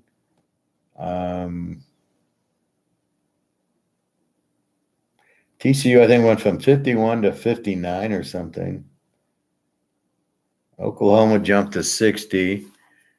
Western Kentucky, I don't get this. This went from 61 to 70. Western Kentucky had a pretty good defense last year. Played a lot of, 35-0 games. South Florida, I don't think is going to do much on Western Kentucky. This is a 70. Ohio State, Indy went from like 65 to 60 or something. New Mexico A&M went from 56 to 48. Washington State, Colorado State went from 60 to 51. It's fucking insane. Alabama. Now, the spread I saw in Alabama, Middle Tennessee State was Middle Tennessee State minus 39, not Alabama minus 31. Obviously, it's a misprint, but it was pretty funny. And the over-under was down to 54. Illinois dropped from 53 to 49. Tulane, South Alabama went from 54 to 60. Virginia Tech 51 to 49. UCLA 65. That's it. But it's absurd. Some of these went 6, 7, 8 points difference in the over-unders. It's amazing. Just crazy. And then I keep seeing New Mexico State drop to 7.5. Utah dropped to 6.5. What the fuck's going on? So Graham Mertz goes from Wisconsin to Florida, and now they're better than Cam Rising? Seriously. There's a bunch of idiots that don't know what they're doing. This is the biggest problem I find for the average person, for the person that doesn't really know, let's say that. So I can teach you economics, but I'm actually telling you the truth and what's right and what's wrong. And so you can actually learn from me. You go, yeah, professor said, yeah, that makes sense. Okay. And I back it up with reason. But when you start listening to these electric car guys, and look at Warren Buffett, he bought this stock and that. He's buying home building stocks. And fucking listen to that. If you knew that it's inflation and interest rates are going up, you can't buy a house now. It's too expensive. So if you understand the market, if that's the one fundamental thing you understand is what is a market and how does it work? The more expensive things are, the less you're going to sell. So why would you buy stock in something with the price going up? Because of the interest rates. Anything controlled by interest rates, houses and cars are probably not the stocks you want to go in when interest rates are going up. Just a thought. So anytime things are more expensive, you don't sell that much of them. That's really the lesson learned here. So it's the same thing in football. Oh, Richardson's the starter, or this Graham Mertz is going to Wisconsin, or went from Wisconsin to Florida. Good. I'm going to double up on Utah. I liked him anyway, but I liked him at 9. Now it's 6.5. Who the fuck in their right mind would bet Florida? What are you seeing from Florida? I don't see any great shakes. Nothing Utah can't handle at home in a revenge game. When Utah sees USC, UCLA, Washington, Oregon, Washington State, Arizona State. What is Florida going to show them that they haven't seen? Good quarterback, good coach, good defense. At home, I would take them against USC laying 6.5. What is the big deal with Florida? In the mountains. Yeah, come on, man. So this is the biggest thing I try to tell you is, can you listen to the person? There was a guy I was listening to. I can't remember what it was. Well, when I first found Peter Schiff, it's a gold guy, and I liked him, and I subscribed to him. And, in the first one, he made sense. And then I listened to 3 or 4 of them, and I go, this guy's an idiot. This guy is clueless. He didn't understand paper derivative gold, and it's price fixed. So I immediately two thumbs down and deleted them. And I don't have a subscription with them. And if I see them at all, I just delete the video or I don't watch it. So I am very open-minded, but you're not, if you're telling me the sky's red and not blue, I'm probably not going to listen to you. And yeah, I will get stubborn because I know the sky is blue. I know gold's our only out. So if you're telling me anything different, that's why I'm not going to listen, because I know there is no other way out. Believe me, I would have thought of it if there was. It's the Titanic. It's not stocks, bonds, can't be in the bank. This guy I was talking to was like, well, so you don't like anything? I go, I don't like paper. It's all fiat. Anything in the bank, in the stock market are all going to crash. It's all going to crash because they're inflating the dollar. It's going to zero. But you got to understand that concept. And if you don't understand that beginning basic concept, I said to the guy, you don't understand 2 and 2 is 4. I was like, really, it was like an hour argument. And it was like, I was like, look, I'm teaching class. Go watch my video. But it was like, well, gold's supply and demand. It's not supplying them. It's not free market. It's JP Morgan keeping the price down so you don't buy gold. It's such an easy concept to understand. It's the competition. So anyway, that's really where I'm at with it. So I'll probably post this weekend's the 20th, 17th. Tomorrow's the 18th. The 19th is Saturday. And the first game, so I will post Sunday. I'll start posting the picks because I've already had a chance to look at it. I'm not really worried about a if a late injury happens, fine. But so I can post 826, 831, and the 9-1 games for sure.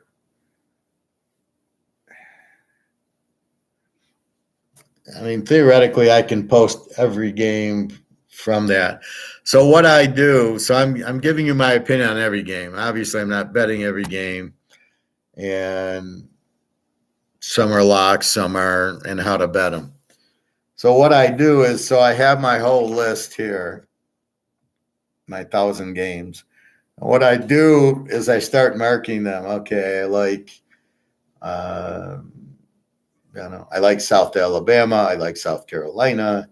I like Illinois under. I like Florida State. I like TCU. I like Michigan under. And you start narrowing down the whole field. Plus, sometimes you might miss it because you're going in order. So I might go, okay, give me Notre Dame. Give me Utah. Give me the Army. Give me Tennessee, give me SMU, give me Michigan, give me TCU.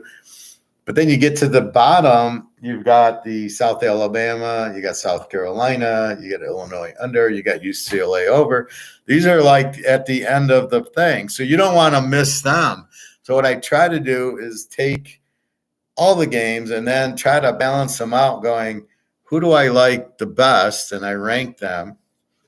And that's if I really love the game, then I'm looking for the other one, and that's where the lock comes from. But I'm looking at, so I narrow down 50 games to maybe it's 10 or 15. It'll get bigger as we get further on into the year. We start getting the good, and we got Kansas and Oklahoma, and it's going to be a lock over. So we start getting to those games. Oklahoma, Texas revenge game. We're going to take Oklahoma as a dog if they are, provided they're healthy and everything. And that's really what you're looking for. So then you go from the whole master to, okay, I like these 10 and I like these over-unders. So I might like TCU and then I might like UCLA over, right? So now I've got this bunch, and then how do I want to, so you're seeing every pick, because the tendency is you make your picks in order. So you see these 2 games up here, and that's what you bet. And you might miss something down at the bottom, especially in college. There's so many games. So that's really what you're looking for, is that. And then you kind of go, okay, what's the best one? You should have saw me when I was younger. I was probably in my, in my teens. And I was fishing for a good way to do it. This is probably Joe Montana era, Jimmy Johnson at Miami era. So you'd have your Jimmy Johnson game, and who am I going to put it with? And then you would, so that would be your big bet. And then you'd come over, I'll take Michigan and Ohio State and Notre Dame, whatever. So as you're going through it, and so I'm battling with putting the teams together because they're teasers. And, okay, who do I want to put? I'll put USC with Stanford. Yeah, they're both really good. I'll take those 2. Andrew Luck, Stafford, not now. Then there's Ohio State with Penn State. And over here is Georgia and Texas. And you're trying to get the feel, does it look good? So I conclude, okay, I'm going to take Georgia under with the Army. And you're like, and you kind of look at it and you feel it. And sometimes I can feel it's not going to win. There's sometimes I can't put Michigan and Ohio State in a teaser to lose. So I always don't put them together. Or, some 2 teams, like, I don't know, it used to be like Dallas and San Francisco or something. You couldn't put them in a teaser. It wouldn't win. It just wouldn't win. So you had to be like restrictive in that. But that's what you're really looking for. You're looking for, now I've weeded them down to the top 10. And now it's, how do I put them together? And some weeks I want to play a 6 or 7 team teaser. I go, I like this team, this one, this one, this one, this one, this one. I put them all, okay, these 2 go. Yep. And I can see there's 7 or 8 games that I'm going to bet all of them. And that's when I play my 7-8 game teaser. And that's when I played my 11 team and 10 team teaser that I showed you that I won in Vegas. I looked at the games and I liked so once I got them narrowed down, I liked them all. I couldn't eliminate any game out, right? I couldn't eliminate, this is going to win. This is, it was the last week of the year, right? And Brady needed to win and Manning needed to win and the NFC side, and everything was the 1 seeds and the 2 seeds had to win to lock up the buys, and they won by 20. And it was like, so there's 4, and then this over and that under, and this team and that team. This team needed it to get into the playoffs. How you get the middle teams where the 4 or 5 seeds where they can't win the division, but they're playing for the wild card. Everything was there. Everything made sense. And that's when I hit the 11. I found 3 bowls to lock: the Michigan State, Stanford, the UCLA over West Virginia or Virginia Tech. And then the last one was Florida State over Auburn to win the title. And they were only laying 1. And I immediately, it's like when I saw that line, Florida State -7 down to 1 against Auburn, my immediate the bells and whistles started going on. Okay, there you go. That's a lock. That's a lock. I needed a miracle to win the game, but I did win it. But yeah, it was a lock. But the best part is it ended up going to Florida State -11. So I had an 11-point trap, which was perfect. I didn't think Auburn had a chance, but they did. They came on, but it was Florida State came down and won at the end, and there you go. So it was the best of both worlds. But you could just see the games were perfect, right?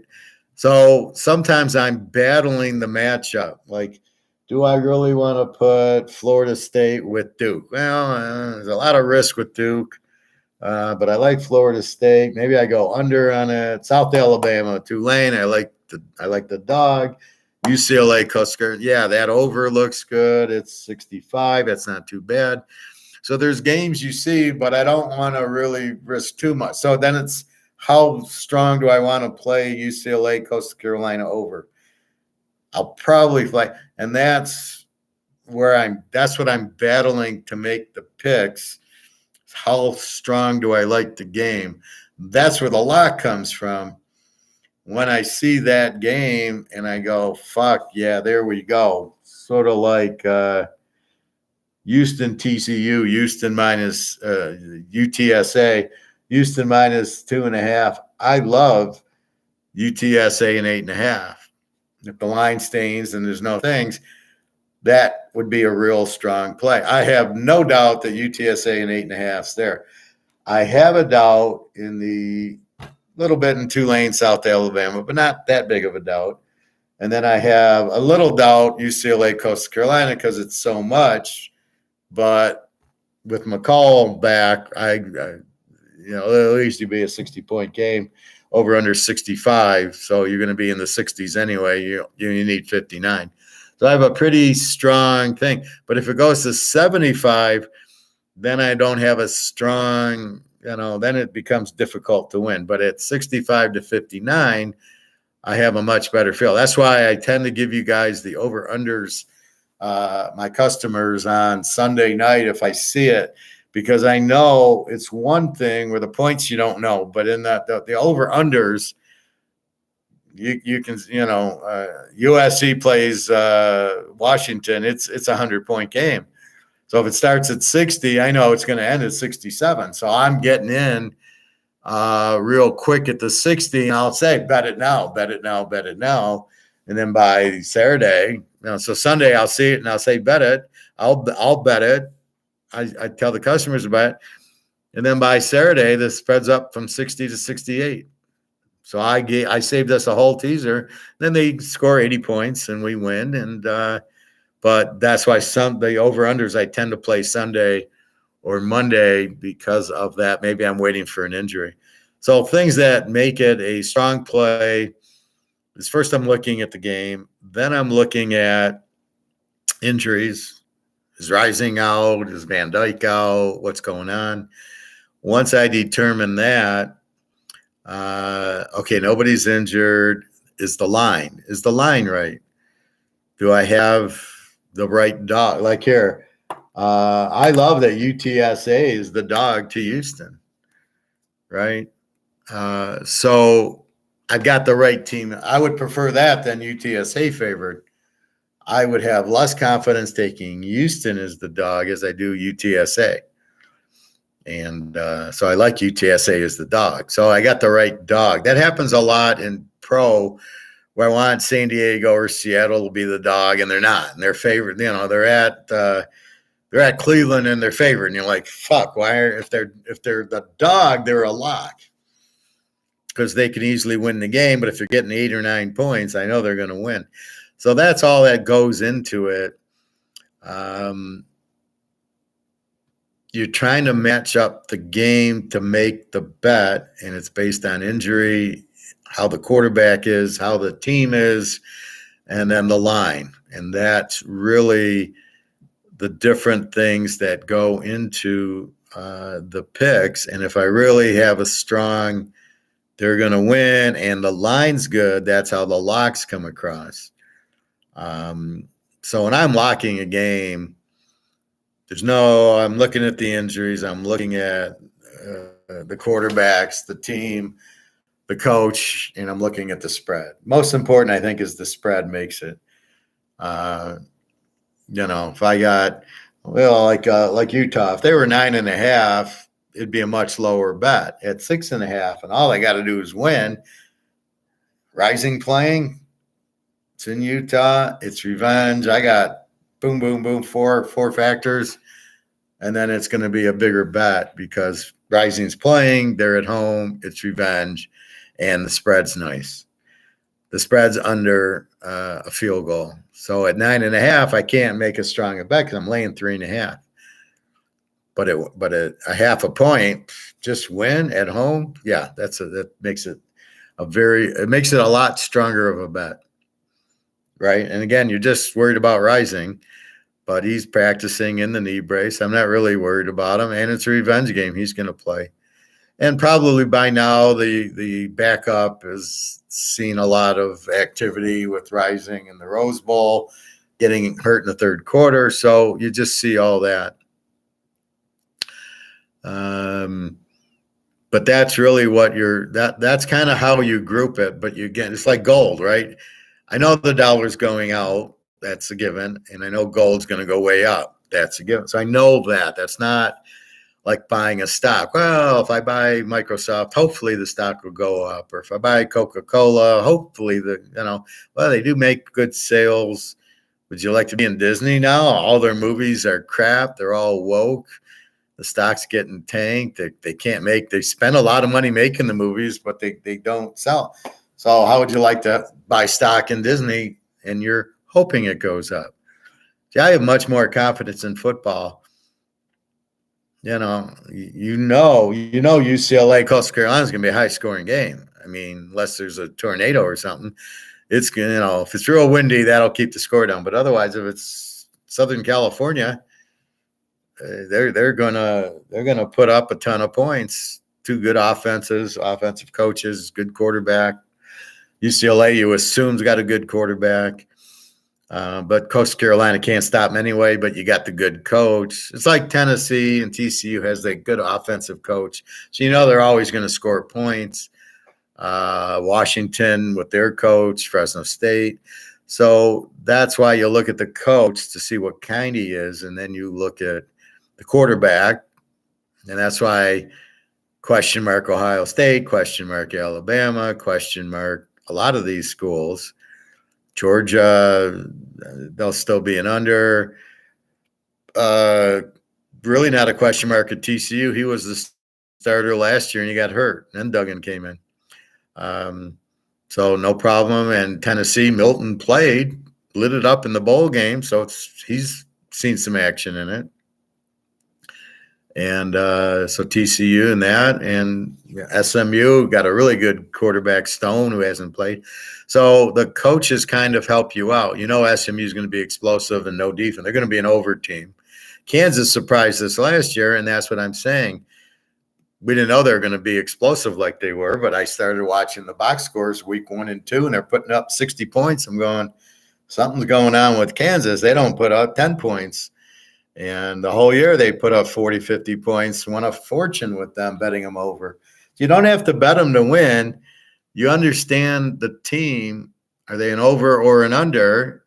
In Georgia, I always bet them under, except for, ironically, the championship game, we locked them over, and they put up 80 points in the game. But generally, Georgia most of the time is going to be an under. Especially now, you don't know the quarterback, and you got a good defense, great defense.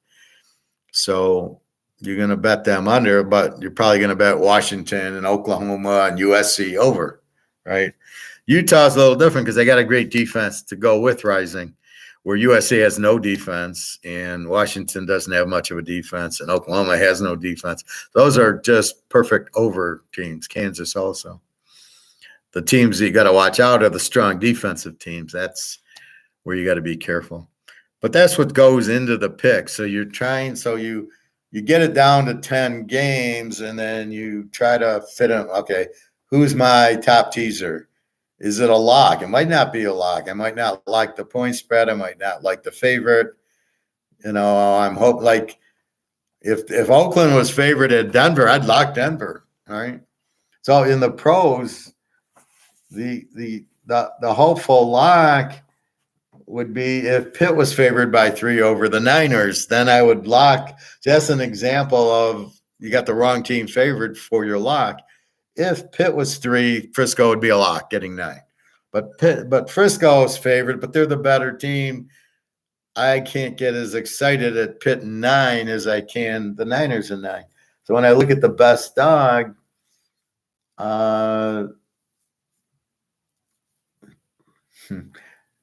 probably Tennessee getting 9 against New Orleans, maybe. Green Bay an 8.5, maybe, but we don't know how good Love is.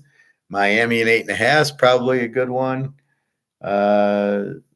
The Rams an 11.5 with Stafford and Cooper Kupp and Donald playing. That's probably the best dog.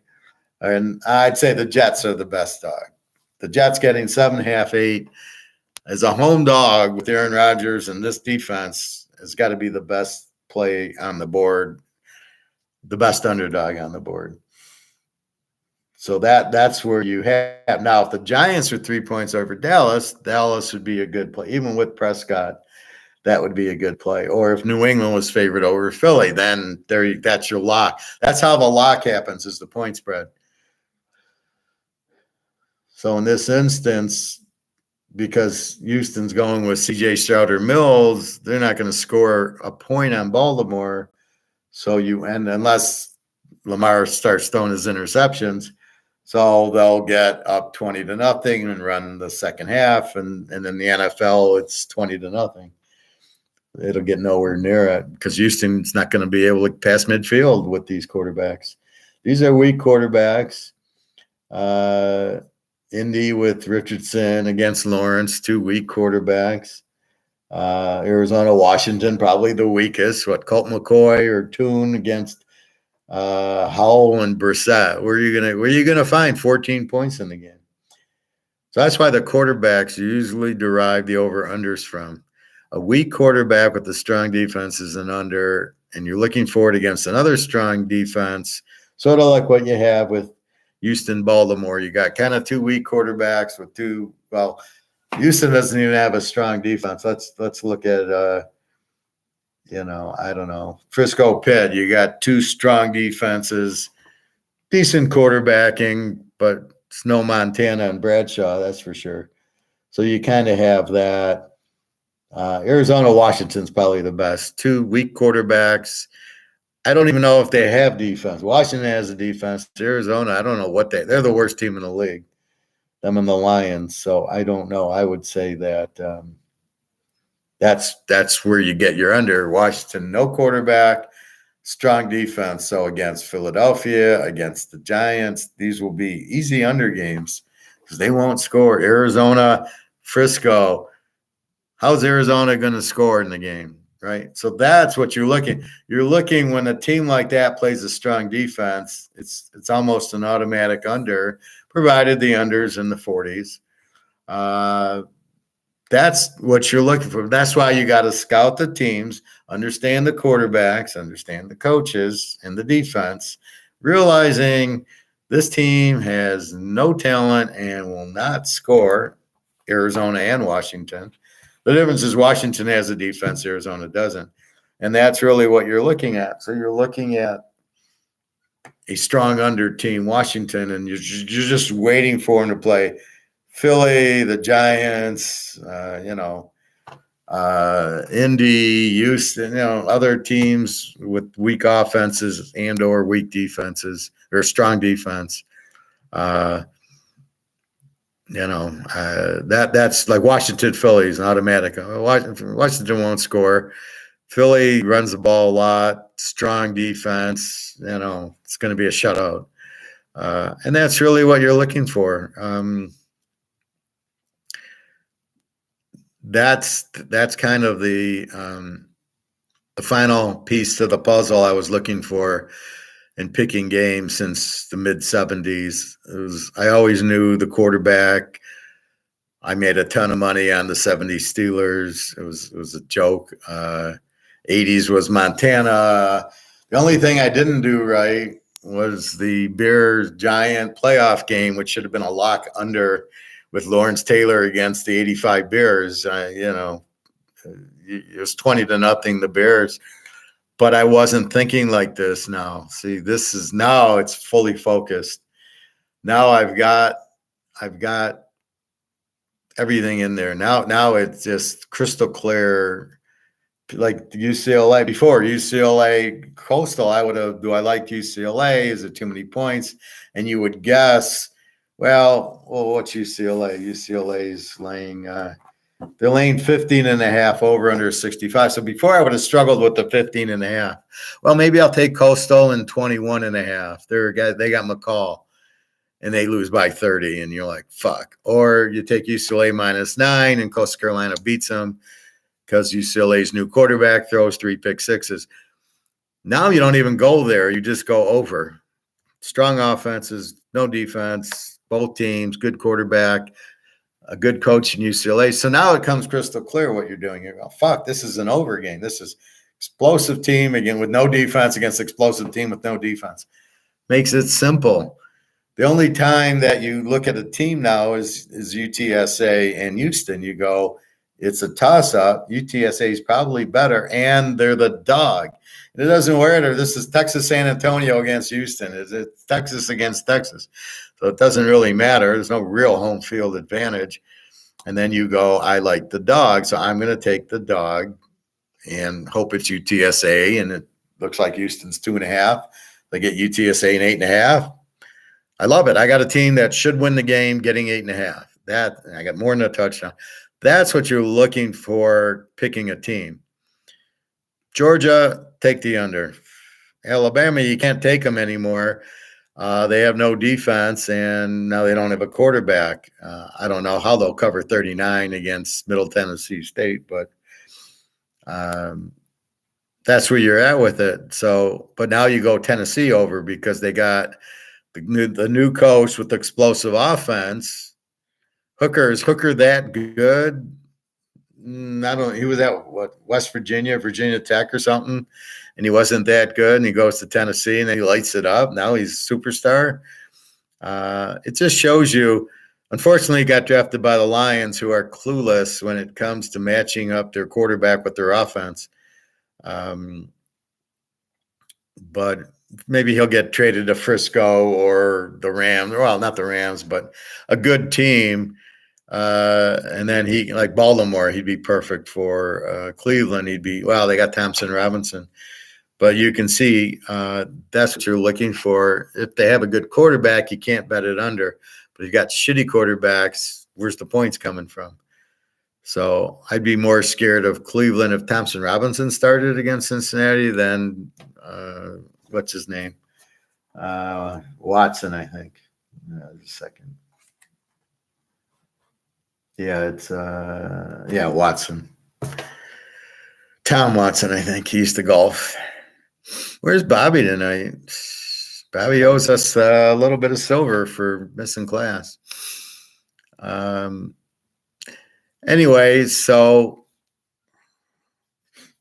that's entering my mind. I watch Total Recall, so you're entering my mind and everything like that. It was one of those short 20-minute, here's Total Recall analysis and what they liked and didn't like it. I like that, I do that with a lot of the James Bond movies. It's like they do the movie in like a half hour. So you can watch the whole, they go through all the scenes in a 30-minute block, which is much better than watching the whole movie for most of them. But that's kind of how I digest my picks and my poker and the girls and everything. It's sort of like you've done your analysis and then now you know what you're looking for. And I think that's why I am so private in my personality as opposed to public. So I'm not bullshitting anybody and I'm not smiling and I get right to the point. I'm very private with you guys because I think I've already done the analysis part. So I've already done the thought process. So now when I see a game, it's already I've already processed it, right? I already know I'm taking Burrow. Cincinnati's 1 point over Cleveland. It takes me all of 2 seconds to go. I get Burrow plus 5 points. Thank you very much. That's like an automatic play. That's like the Jets as a home dog to Buffalo. I don't have to think that. That's why it comes so quickly to me because I've already digested the analyst part of it, and that's why I don't like trend analysis and analytics. The guy was talking about Bitcoin analytics, and I said analytics don't work. Look at the Oakland A's and their whole Moneyball crap. Doesn't work because you got guys on it looking for walks, not stealing bases, not bunting, not playing baseball. Analytics doesn't work. It's a math thing. And so what they're doing is a technical analysis on Bitcoin. Good fucking luck. You don't even know what the value is on it. And you want to do analytics on it? Good fucking luck. That's why we're not doing that with gold. Well, gold you can't because there's no price. But that's the point of it. But anyway, that's how you should think. You should understand gold or football, get a good grip on the teams. So as soon as I see the game, I already know who I'm going to pick. Then it becomes the spread. And if I get the right dog, then if Lou Monroe was 7 over the Army, I would just drive to Vegas and take my gold and just put it on Army and all the points.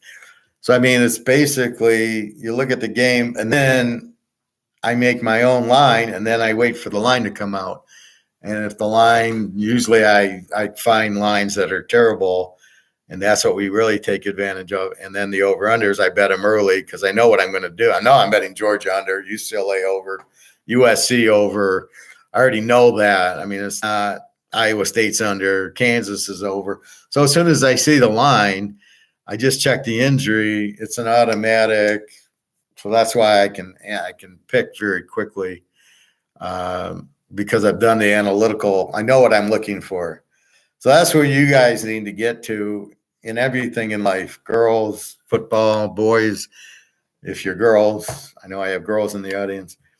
That's what you got to. So if you're a girl, I would say, what are you looking for? And you should be able to answer that question. You should analyze, what do I want in a guy? And analyze, well, this is what I want. Boom. I can tell you what I want in a girl. She's got to be nice. She's got to listen. You hope she's somewhat attractive. Doesn't have to be perfectly attractive, but nice. But again, being nice and loving and caring make up for if they're, perfect beauty or a attractive beauty. I like thin girls. So what do you like in your guy? And so you should be able to know that. Then when you see the guy, that's why I go right to the girl. I'm already checked off, and then just you try to see if they're nice or not. And that's why I like the Russians are very nice girls, very loving, very respectful. They like to spend as the Americans do, but that's why I'm more driven to them, and I like their look. But you've got to understand every facet. Like, how am I going to play poker? Well, I'm going to look, does this guy bluff? Does he not bluff? What am I looking for at poker? How does he bet his aces? And that's why you want to see the cards at the end. Can I slow play you, or do I have to be aggressive with you? That reminds me, I wanted to talk about the Cincinnati Kid for a minute. So it was on one of these old movie channels. So there's, on my thing, I have the antenna. There's channel 2, which is, I think, Fox. Then there's like 2.2, which is old movies. And so the Cincinnati Kid was on it. And here's my thought of that movie. I really didn't like the ending at all. I kind of thought it was really stupid.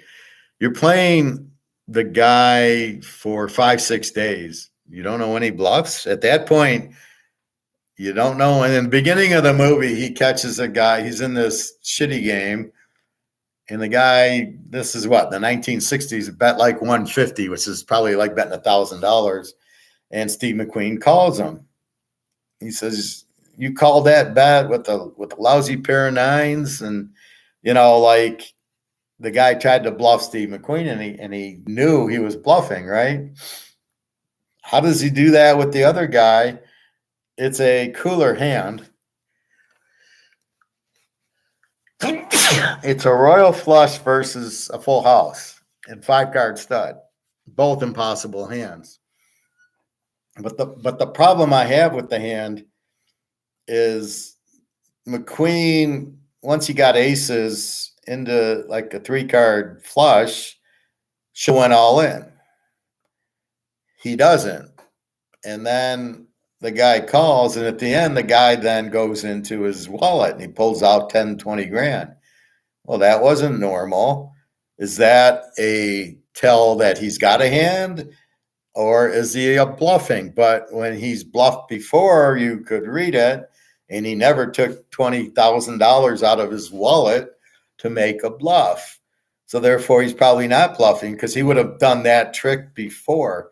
That's the problem I have. It's badly written. It is a cooler hand, but if I know this guy's pulling 20 grand out of his wallet, which he's never done, 4 to a straight flush or royal flush, he probably has it. I'm probably fucked. And as I tell everybody who bets with me, who asks me questions and comments me, I never want you to bet your whole bankroll on one game. I want you, because I pick 80%, I want you to bet 10 games, we're going to win 8, bet 10 games, we're going to win 8, and increase your bankroll. So I want you to increase your bankroll, but I never want you to make one bet for your whole bankroll. So if your bankroll is $5 grand, I want you to bet like $50 a game. And then we'll slowly build it to $100 a game and then $200 a game. As we keep winning, we keep growing the bankroll. But the last thing I want anybody to do is bet the $5,000 bankroll on one game, because we pick 8 out of 10. It makes no sense to put it all on one. We don't want to risk all on one game when we can nail 8 out of 10. And that gets you this Cincinnati kid. He's sitting there winning all these hands. Well, why isn't he betting this large amount? Why isn't he betting $5 grand a hand, letting the guy call, as opposed to betting? I don't know what's he betting, but he's winning all these hands. He should be up $50,000. So that's the other part I couldn't understand. But then he loses at the end because the guy makes this huge bet, and you're like, well, wait a minute. You play with the guy 6 days, and you've never seen it before. You just got to assume he's not bluffing you. Or don't put yourself in a position to get bluffed. See, a lot of times, if I was playing like Daniel Negreanu or one of these guys that bluff, like Doyle Brunson, and I get to the river and I got I got 2 pair. So let's say we're playing for 100,000, and so I bet 10 grand, and Doyle comes over the top for 100. Now it's 90,000 to call. Well, I don't want to make that decision. I got a good hand. I want to call. I think I'm going to win, but I don't want to do it. So I wouldn't bet the 10 grand in the beginning. I would just, he checks, I check. What do you got?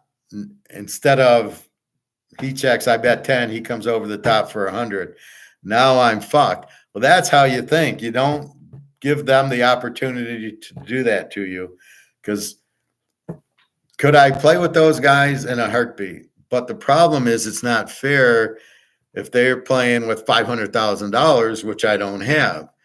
So I can't possibly play. It's unfair, 500 grand versus 100 grand, let's say.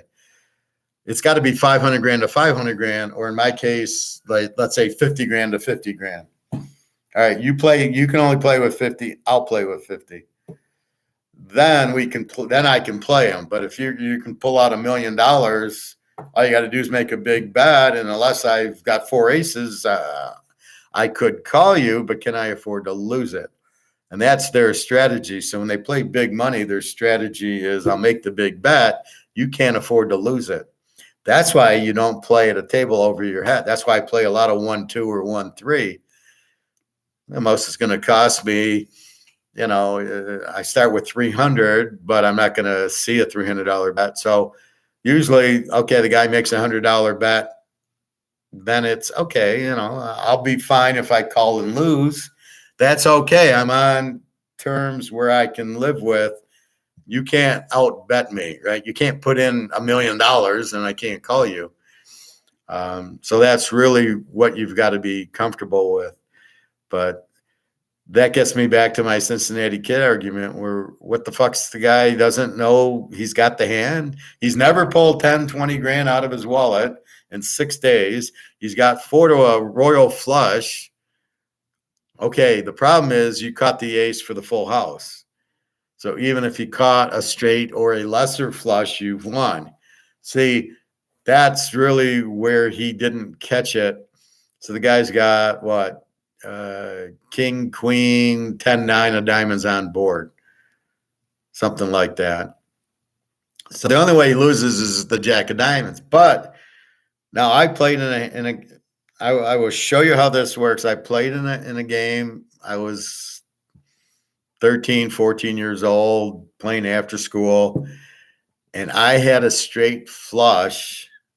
The guy next to me hit a royal flush, and I knew he hit it based on his reaction. So I got like 8, 9, 10, jack, queen of spades, and he's got like ace, king, queen, jack, 10 of clubs. But I knew he had it because when he screamed, when he hit the card, I looked at it. It's the only thing he would scream for. He didn't have 2 pair. He didn't hit a full house. And he's only going to scream like that because he hit the royal, because of the way his card, like we're playing like 7-card stud, high-low with the spit or something. So it just made sense. Why would he get that excited if he just hit a flush? So I knew he had it. I checked. He bet whatever, and I just called. And I showed him, I said, I got a straight flush, and I lost. And he shows his royal flush, and he goes, how did you know? And yeah, I didn't say anything. Well, you told me. I'd always win when I was a kid because I would just watch the players' reactions. So I'm sitting there. The guy throws his bet in without much of a reaction. I can see, oh, he doesn't have much. Then they'd get all excited and they'd make a bigger bet. And I knew they had a hand. And if I had a marginal hand, I would fold. And how come you folded that time? Well, I can't tell them, but it's like you just told me that you had a big hand, the way you reacted and the way you bet. I'll wait for another hand. See, and that's the other thing is it's the same thing with football. In poker, I'll wait for the next hand, right? I got a pair of 8s, not too exciting. I can fold it and wait for the next hand. Football is the same way. As I was telling Bobby, it's all pays 11 to 10, right? You do a 2-team teaser, normally it's 11 to 10. So you might as well get the best teaser in there because the payout's the same if I bet the Lions, Kansas City, or Philadelphia, right? If I put the 2 together, they're all 11 to 10. So I've got to find the best ones. And if I don't find it, wait till next week. And that's what I'm looking for. So if I don't see the real good bet, it's take the top 2, bet smaller on it, and off I go. I'm waiting for the pocket aces. That's why I say it. So you'll hear me say I got aces and kings in football this week. That's what I mean. I've been waiting for this game. I'm waiting for USC to be the dog, or a good Georgia, Kentucky under 50. I've been waiting for that game, and that's exactly what the point is. So you're waiting for specific dogs, the Jets this week. We don't know about Green Bay, but that's what we're waiting for. We're waiting for San Diego to be a dog. We're waiting for Frisco to be the dog or something. That's what you're waiting for. Kansas City to be the dog, Cincinnati to be the dog. And when I got Cincinnati as a dog 2 or 3 times last year, I hammered them. We won every game. Every time they were the dog, they won. So that's what you're waiting for, that team to be the dog. So that's kind of what I say. It's like in poker, I'm waiting for the hand, and it's a pair of sixes. The guy's making a big bet. I'll see the flop. Maybe I catch the third six. If I don't, I'm folding. And then that's what I tend to do. And that's what you're looking for in football. That's what you're looking for with women. You go up to the girl, she doesn't give you the right response or the right reaction, or you take her out, doesn't get it. You just fold the hand. You throw it, you fold the hand and wait for the next girl to come walking around. And then so that's my problem, because with the 2 or 3 girlfriends, they fit, right? That's what I'm waiting for, and that's what I'm waiting for. And so you end up where you keep 2 or 3 girlfriends, because you're like, okay, I found what I like. So I'm not gonna just dump one because I found another one, because I don't know which one's the right one for me, but I know they're both good for me. It's just which one's better. Kind of play that out, and the longer you're with them, the longer you can see. Now, what's hurting me is the Russians and the Ukrainians the Russians are at war with the U.S. and Ukraine's getting fucked over. So I can't fly to the Ukraine because there's no airports open. I can't fly to Russia because U.S. can't fly to Russia. So I'm basically fucked there. What are the odds on dating 2 girls from 2 countries, and they're fighting? They have a war with each other. Unbelievable. But that's exactly. You kind of got to know what you're looking for. You got to know what you're looking for in football or baseball. What do I tell you? Anytime Verlander's pitching, bet him. That's what I'm looking for. The ace pitcher is the best bet in baseball. And that's what you look for in football. Women, poker. That's why I don't like Bitcoin. I can't find anything attractive about it. Gold, I can see it's the way out. It's the gold boat. The dollar, I can see you're inflating it to 0. So I immediately know it's trouble. It's going to 0. I know that. Bitcoin, I don't know what it is. I know what the Mantle cards are, and the Brady cards, and the Joe Burrow cards, and I know what the watches are, whatever. What the fuck? Seriously, I can't. The Rolex, right? I know the Rolex is a good watch. It's good value. So you know what you're looking for. And when I come to Bitcoin, I have no idea. But because I know the rules of money, and I know it's not money, I know Bitcoin isn't good. There's nothing good about it, because it's trying to say it's money, but it isn't. It's got to be accepted by everybody, and it's not. So it can't be money. It certainly can't be gold, and we don't really know what it is. It's some computer crap that just is this smells like a Madoff to me, where the guy's gonna take all the Bitcoins for himself, and that's it, and it's done. Oops, it's gone, like that other guy did, where he stole the $16 trillion and whatever that. I don't even know. I don't know enough about it, but the guy steals $16 billion, and everybody with it has lost all their money. Well, that's what I'm expecting to happen in Bitcoin. It's a Madoff thing. If you don't know what he's doing, if he says, I can't explain it to you, or his explanation's so weak that you don't know what the fuck he's talking about, it's a Ponzi scheme. Bitcoin's a Ponzi scheme as far as I'm concerned. And why should I play it when I get back to risk and return on investment and risk? I can bet Kansas City and get 110 to win 100 by playing a Kansas City Philadelphia teaser versus playing a Carolina Detroit teaser. Except for I'm taking a lot more risk with Carolina Detroit for the same 110 to win 100. So I want to play the best risk to get the 110 to get 100. So that's what I'm doing. The same thing with investing or Bitcoin or whatever. I'm taking Bitcoin. To me is too risky. I don't know what it is. I can't get an answer. I don't know how it's priced. It's a scam.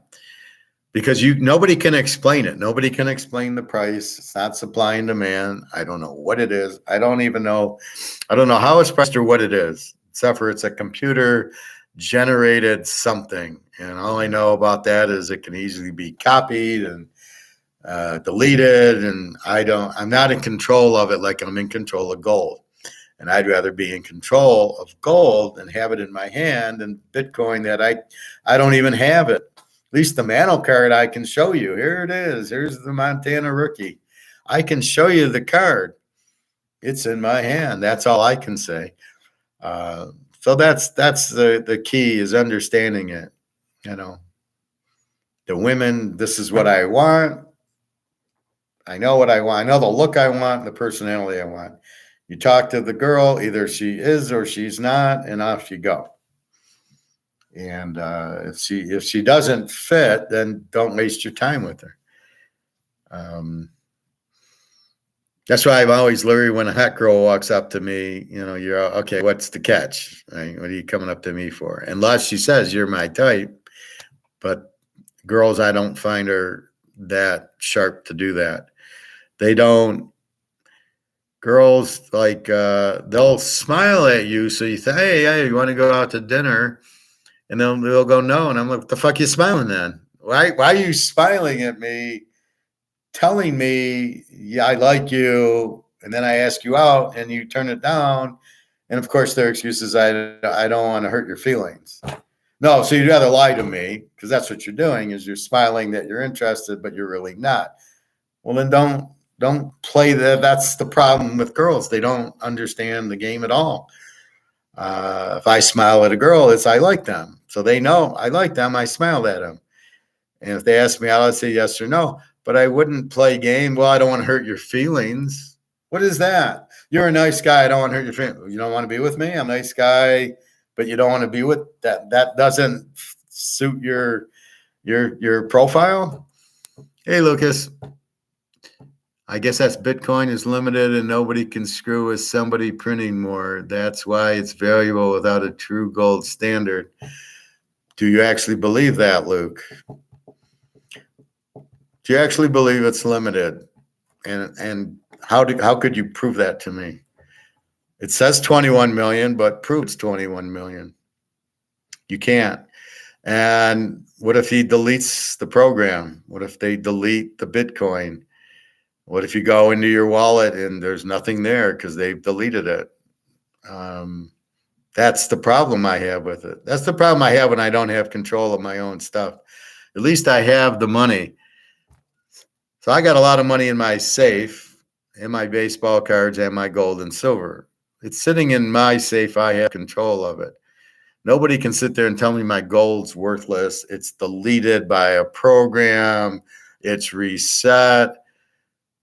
So in your theory, they have told you there's 21 million, but I heard you can mine it and get Bitcoin.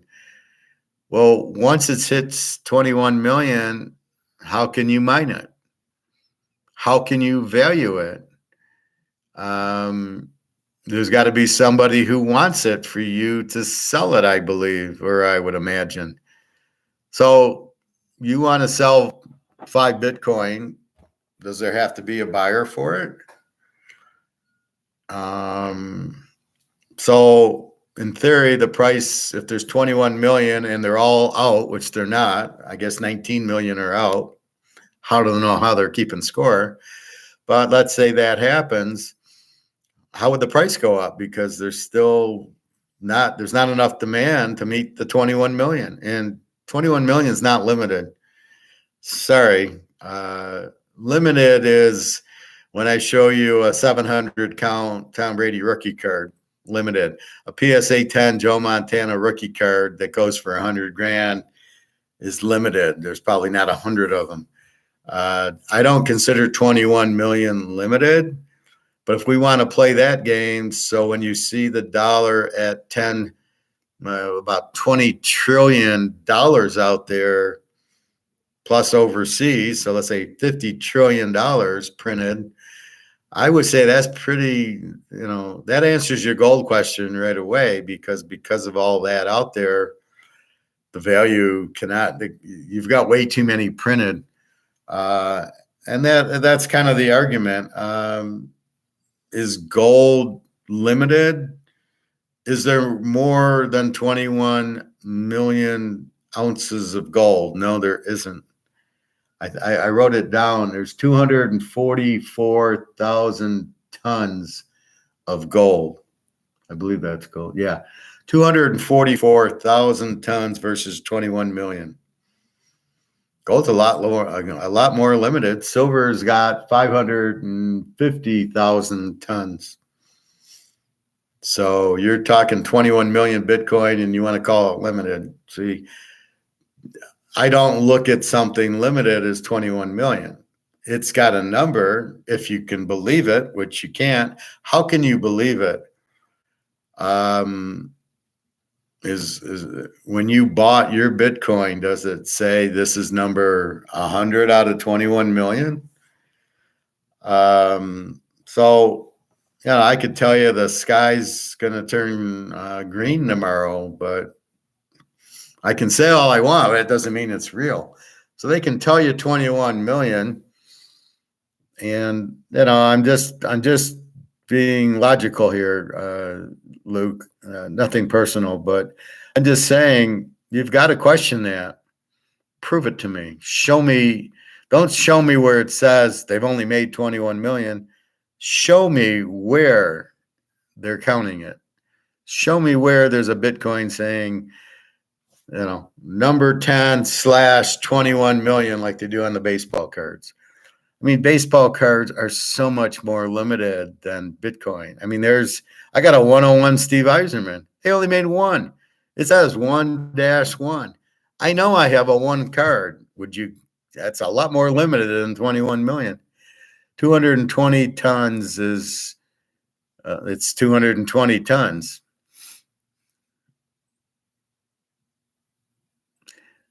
Yes, that's ounces, but I'm talking 220 tons versus 21 million of that.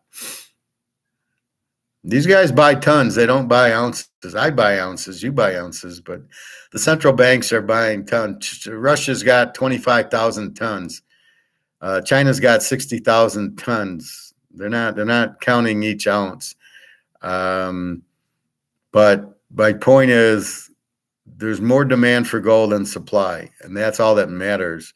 And you don't have that in Bitcoin. But I don't consider. I mean, and is 220,000 tons limited? Not against the Brady card that I have 700 of. Not against the 101 Iserman. No, it's not limited. What is limited? Under 100. I mean, if we're talking sports cards, a 50 count's not limited anymore. It used to be 10,000 was limited. Then it was 5,000. Then it was 1,000 count. Then it's 100, 50s, and 25 counts. Then it was 10 counts. That Brady card I show you, it's $5 million. It's a 10 count rookie card. That to me is limited. A 10 count Brady rookie, 5 out of 10 for $5 million. See, that's my point. Gold has much more demand than the supply, but I'm looking at tons versus because it's the same thing with Bitcoin. Don't they break it up for the miners? So 21 million is really not 21 million, because then they don't they double it or something? I don't know that much about it, but I know that number is a lot more than 21 million, because they they double up so they can keep mining. Because otherwise, once we hit 21 million Bitcoins, you can't buy anymore because there's no more to buy. You bought all 21 million. Nobody can buy it. And how does the price? The price should go up then. So the price in my world, Bitcoin can't go up till they sell all 21 million. And we don't know what the real price is because it's not money. It's not any, I mean, I don't know what it is. I don't know how it hit 60,000. I don't know why it's at 27,000. I don't know if it's at 500.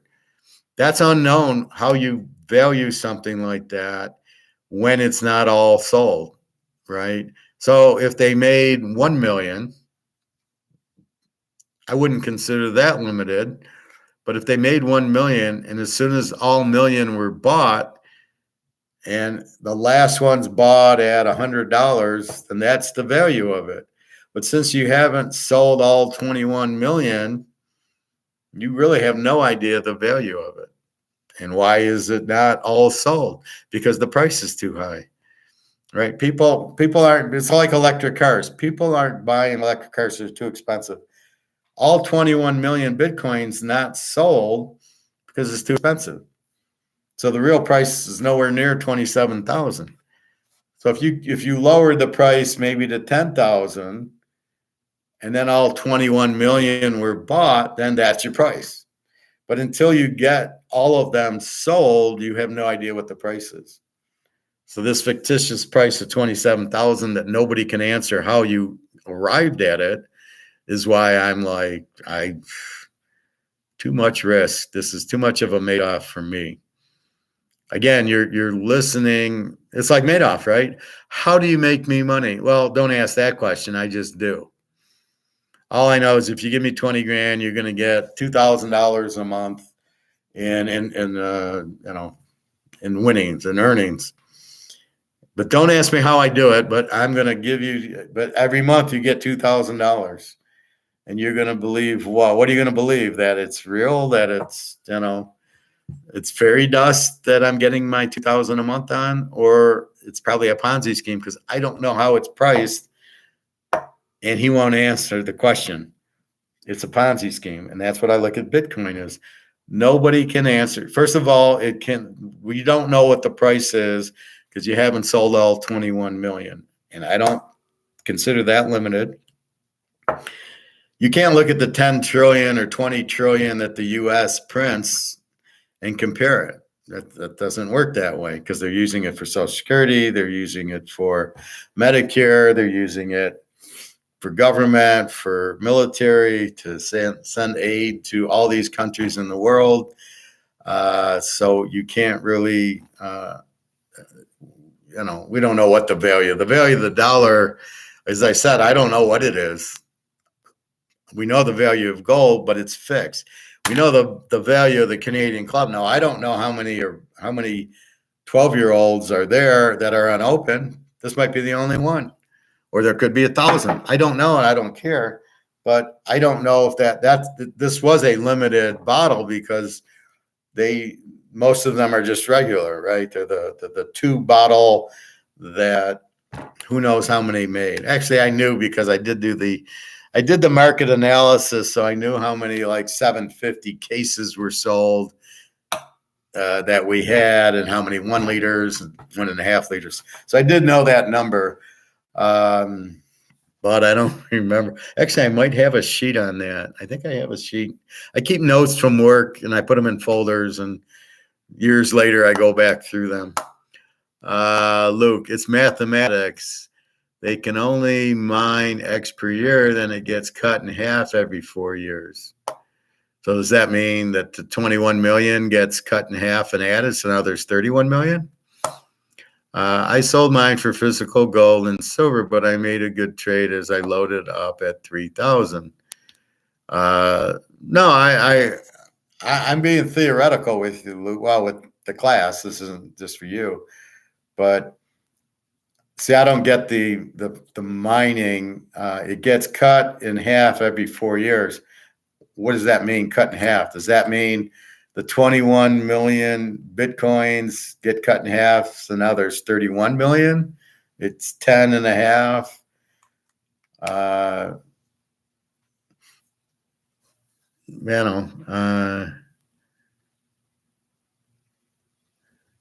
So what happens once they make all 21 million? How do they mine it? And then if it gets cut in half, what does that mean, gets cut in half? That makes no sense. You sold yours for gold. Yeah, I know, and made a good trade as I loaded up at $3,000. Yeah, so that's good. And then you were waiting for the gold to go up. And the difference is nobody can fuck us in the gold. Like everybody's being fucked here because they don't see this as worth 2 cents. That's why I present this like this. This is what this is worth. All right. This is what your dollar's worth. 2 cents. But nobody sees that. So nobody understands that that's all it's worth. Except for when you go buy a 2-liter Coke and it's now costing you $3 for a 2-liter Coke that used to cost you probably 25 cents. That's how you notice the price of this. But if you notice, they never give you the price of the dollar. Now you'll sit there and go, geez, the price of gold's down to $18.98 or whatever. Oh my God. But you don't see the price of the dollar, right? And all they can measure it in is this consumer price index, which is bullshit, but we don't throw in volatile food, and we can see the Camry's 25,000, now it's 30. Well, okay, so did the value of the dollar drop that now they sell it for 30, or is it just the market allowing the demand to allow the price to go up? That's where I argue we can't look at prices, we got to look at interest rates, because that's the true test of the inflation. I got to get my money out and I got to charge you a high rate. So if I loan you 10, I get out of it 15. The only way I can do that if the dollar is being inflated is to charge a high interest rate. That's why we can't look at prices, we look at interest rates. 21 million max will be in 150 years or something.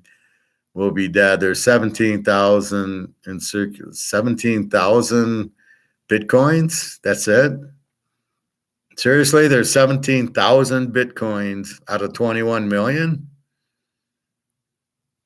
So you have no idea. Every 4 years, the amounts of Bitcoin that can be mined get cut in half. So if there's 1,000, then 4 years later, there's 500. I don't understand. So you're saying there's 21 million Bitcoins. There's 17 million in circulation. No, that's okay. So how do you divide the value of the price, determine the price? You can only determine the price when all 21 million are bought. So in other words, it tells me that the demand's not full. So therefore, the price is, I don't know. It's not 27,000. It's a price where people would buy it at. But because it's not like a car where I can't sell it, so I got to lower the price to sell it. Well, who's lowering the price of Bitcoin? Wouldn't that be the object, is to sell all 21 million? But because it's not a company, it's not Microsoft where they're controlling the price because they want to sell Office or the iPhone. Oh, well, you got to lower the price from 1,200 to 900 to sell them. So because it's not a company, who's determining that the price is too high? Would the goal be to sell all 21 million? Is that the goal? Unclear. We made 21 million, but we could only sell 17 million. Okay, we don't know what the price is then. Until we sell all 21 million, we don't have a price for Bitcoin. We don't know what it is, and we don't know how it's being arrived at. How is it at 30,000? Now it's at 27,000. It was at 15,000. It was at 60,000. How did the price get derived at? Because clearly it's not sold out. So any price on an unsold thing is fantasy. I think it was implemented because of the unlimited printing, kind of what gold should do. Yeah, I know. I understand the concept, but I don't understand the follow through. So we want to get out of the dollar. We'll make our own currency. That's the thought process, but it doesn't pass the professor's litmus test for what it is. It's certainly not money. because it can't be used at Target, at Kroger's, at Costco, at gas stations. So money can be used anywhere. It's accepted by everything. That's one of the rules of money, and it's got to be limited. This isn't limited, and it's not accepted everywhere. So therefore, it isn't money. I love how they call it cryptocurrency, sort of like how they call it fiat currency, which is just toilet paper with pictures of presidents and numbers on it.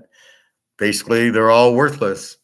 The governments force the companies to accept them, or they wouldn't be accepted. And then, like Teaserking, I get paid, buy gold with my money. That's what I don't want it in dollars. I get my PayPal, I take it to the bank. Well, I just transfer it to the bank. I go to the bank, give me my money, off to the gold store, and I'm either buying gold or silver with it. I do not want to hold my money in this because I know what this is. I know this is sinking.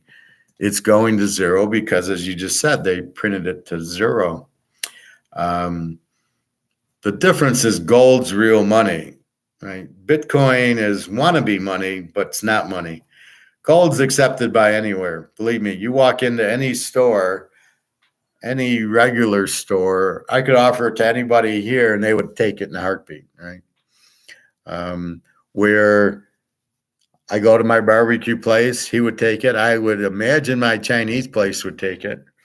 I go get my General Chow on Saturday. I bet if I offered them an ounce of silver for the General Chow, which is about $13.99, it would be too much because it's really worth 27, but in my mind it's worth 500. I could do that. They would take it, I'm sure. They'd be very happy with an ounce of silver. But how could I pay them in a Bitcoin? I can't. Do they even accept it? Probably not. And if you don't have an account, what good is it for you then? I can't take it because I don't have an account for it.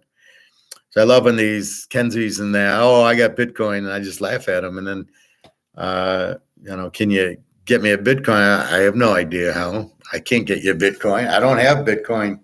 I don't want it. I'll never take it. I'll never buy it because to me, it's a Madoff. But I get your concept. I understand the concept. I understand why you want to get out of the dollar because it's overprinted. But that should lead you to gold. But this is the problem. It's leading people to Bitcoin, or it's leading people to real estate. They run and hide from gold. That's really what the problem is. JP Morgan doesn't care if you're in real estate. They don't really want you in Bitcoin. They'd prefer you in real estate or the stock market. They want you in fiat money because when it goes, they're going to fuck everybody.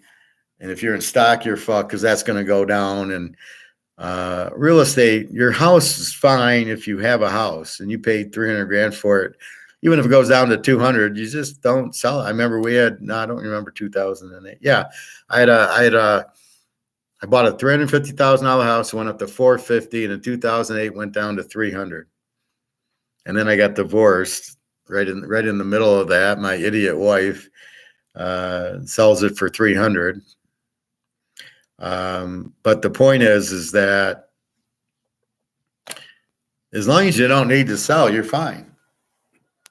So now there's inflation. So the value of the house should go up, but because of the interest rates, you can't sell it. That's the problem. But yeah, no, I perfectly understand it. But see, my counterpoint always with Bitcoin is I'd rather have a mental card. If you want to talk limited, let's talk limited. Good luck finding that mantle card I showed you, or good luck with the PSA 10 Montana that there's 100 of, and you want to compare 100 to 21 million. And I've got much more demand. It's sort of like electric cars. Nobody wants them because how do I charge? Not only is it too expensive, but how do I charge it? And the battery's going to go, and how long will the battery last? And I'm driving to Florida. Can I find a charging station? Are the tires gonna the tires are poor? Is it gonna catch on fire? How do I charge? How expensive is that? It's a pain in the ass going 300 miles. Every 300 miles, I got to charge it.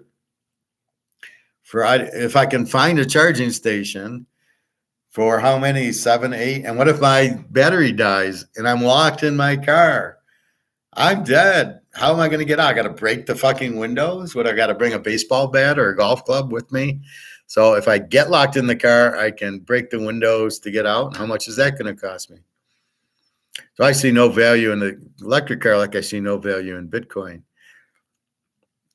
I got to have an account. I got to remember my password or I'm fucked. I don't have to remember anything with gold. Just where is it? And then how do I sell it? And then that's unclear. And then if the dollar goes to zero, what's going to be my value of my Bitcoin? I know what my value of my gold is going to go 100 times up. That's why I say we'll buy a house with it, because it'll be the only real money out there. And people who have a house who need money will certainly take the gold for the house. So that'll be the key, is really, like, it'll go up to like $50,000, and then the dollars will go out, and then what do we value gold at? It'll be a ton, whatever it is. It'll buy you a house. That's how we'll value gold. Sort of like valuing oil. Right now, everything's valued in dollars. It's all reversed. It shouldn't be valued in dollars. Gold should be valued. The dollar should be valued in gold, not the other way around. As oil should be valued, the dollar should be valued in oil. How many barrels are worth $5 or whatever? But everything's valued in dollars, and then they keep fucking around with the dollar. That's why they're going to blow up everything, because you can't print the dollar to zero, but the Keynesians think they can just keep printing the money. That's the basic understanding of what I'm teaching, is you can't do that. There is effects to printing and printing and printing. Overvalue makes it worthless, and nobody will want it. That's why I say the hot girl when she's 18 versus the hot girl who grew up is now 60 and not hot anymore. Nobody wants her. That's the dollar. Nobody wants her anymore. There's too much. She's too fat. So nobody wants her. Here comes this attractive, new-looking young girl called gold. And then everybody wants her, but they don't want her yet, even though she's attractive. They're wondering, well, why doesn't she have a date? I'm going to be in Bitcoin. I'm going to be in the Bitcoin girl who I can't really see or touch. She's on the screen, but I can't touch her. Oh my God, it's hysterical. That's Bitcoin. You can't touch it. Gold I can hold, right? So I can hold the girl, but the Bitcoin girl I can't hold. So I'm just gonna watch her because I can't hold it, right? And if I lose my password, I can't see her. I mean, it's really stupid. But people are gullible and don't know the questions to ask. They think 21 million, which is an arbitrary number, which may or may not be the total, is limited. It's limited because they say it's limited to 21 million. People actually believe it's limited. It ain't fucking limited. 21 million's not limited. Gold, the 220,000 tons is probably not limited either, but the demand is so strong that it eats it up. And that's why the price we know is not accurate.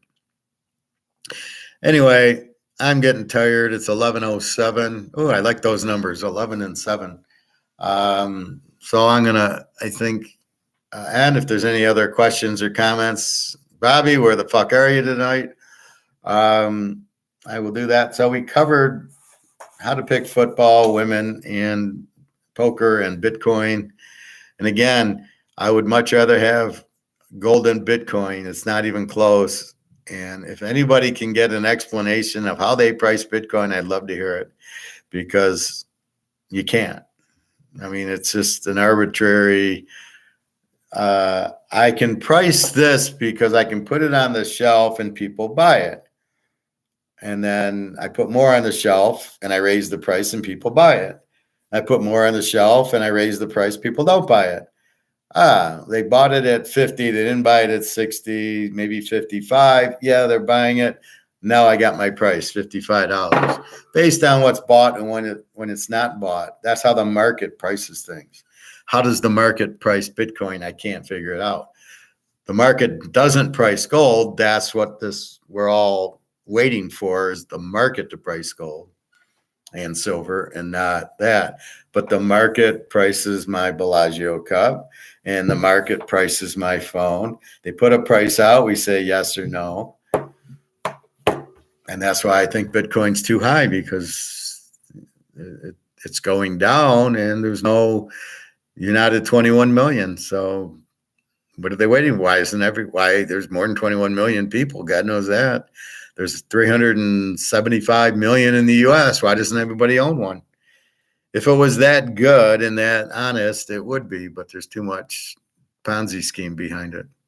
I think it's money laundering for the Russians, actually. That's my thought. It's a Russian thing so they can change money. It's mostly, I think, drug dealers, mostly in mafia, that are in it. So I don't really want to play with those guys. So I don't know why anybody would be in it, really. I don't get it. I'd much rather be. I don't hesitate to buy gold, but I don't want anything to do with Bitcoin because I can't touch it. And I think that's really the bottom line of it. It's a computer-generated bullshit that I'm glad people make money on it. But when they get made off and it goes to zero and they start crying, oh my God, I lost my money. The sales manager at I go to at the dealership still has his Bitcoin, and I go, take your profits, just like we're in Vegas. If you're at the casino in Vegas and you took out 10 grand and you're up 30, put 20 in your pocket, take your profit and play out the other 10. That way, the worst you can do is make $10,000. There you go. That's the worst you can do. But if you lose all 30, you'll never get over it. It'll haunt you the rest of your life. You were up $20,000. You're up to 30 with your 10, so you're up 20, and you gave it all back. Hurts 100 times worse than just losing your 10 grand. There's that's not the way a professional does it. But that's the point. So I keep telling them with the Bitcoin, just sell it, take all your profits, put it into gold. And the real key is gold's so low right now. Gold hasn't gone up yet. It will. We're on the bottom floor. We can still afford it. That's my whole point with gold. Gold hasn't gone up yet because it's been held down. And so the question is, well, when's it going to not get held down? And the answer is BRICS, or the inflation, or the end of the dollar. I mean, there's 18 different black swans that are going to happen. So we don't even care. BRICS is just one of them. But even without BRICS, it won't matter because they're inflating the dollar to zero. That's the point that nobody gets but us, is that they're making the dollar worthless one way or the other. Now, you're going to go to gold either way to get out of the dollar. You're going to go to gold, but the dollar has no value. I mean, it's gone. It's the same thing with Bitcoin. How do you value the dollar versus other fiat currencies? You're going to value it. You value it versus the euro, and which is more printed than the dollar, and you expect us to believe that's the value? It's all bullshit. Anyway, with that, I will see you Saturday morning. And Mark McGuire's on in the morning, but I don't think I'll watch it because this is the Friday he has a guest. And his guests are so stupid that really hard to watch. I like when Mark says, well, would you buy gold? Well, Mark, what have you been telling us? Oh, how much physical do you own? Buy your gold, buy your silver. And then the next thing you know, he has a guest on. Well, would you buy gold? Should I buy gold? It's like, dude, you've been saying to buy gold for a year. Now you're questioning that because some professor Keynesian guy's on from Spain. So anyway, I'll watch it. I'll watch it, but depending on the guest, if it's like Peter Schiff, I wouldn't even watch it. But or Rick Rude or Ricard or any of those animals, I wouldn't waste 5 seconds watching it. And that's really the shame, is you're watching it from McGuire, and he's giving up his time for these other people, thinking, well, what is he thinking? You're watching for me. I know that. I would never put somebody else on. How pissed are you gonna be if I'm not here and somebody else is or I'm talking to, I'm talking to somebody else doing the class. You'll be pretty pissed off. So I mean, that's not the way to go. Anyway, so we got that. We'll see what's going on. You're welcome, Luke. Have a nice night. But yeah, I'll see you guys on Saturday. Again, www.teaserking.com. I would say I will probably start posting games this weekend, because the 26th is next weekend. Football starts. And I always post like a week before. I'm not going to wait till the 26th to post. So again, if you want to make payments, send me an email. Otherwise, do your I'll probably start posting. Well, I'll tell you Sunday. I'll probably post Sunday, but I'll let you know it's out there. Again, www.teaserking.com. I use PayPal. Certainly accept gold and silver. And I don't even think you need a PayPal account. Just go in. I think probably just an email. And then I don't know if you got to put a debit or credit card in, or your bank information, because I never bought. I only receive the money. I don't go in and pay it. But again, I think that's all you need to do. So I get an email. Nobody knows you paid. Nobody knows anything. Just me. And I don't even get your information. I just see your email. I don't get credit card or bank information. I don't get any of that. I don't want it. I don't get it. All right, everybody, www.teaserking.com. Football is next week. So we'll do Saturday and Sunday, and then we'll start going through it. Although I've been going through it for the last 3 or 4 weeks anyway. So we'll start. Pros is still a few weeks away. So we'll know more about preseason injuries and get the starting quarterbacks and stuff like that. All right. Take care. Have a great day. www.teaserking.com. All right. Thank you very much.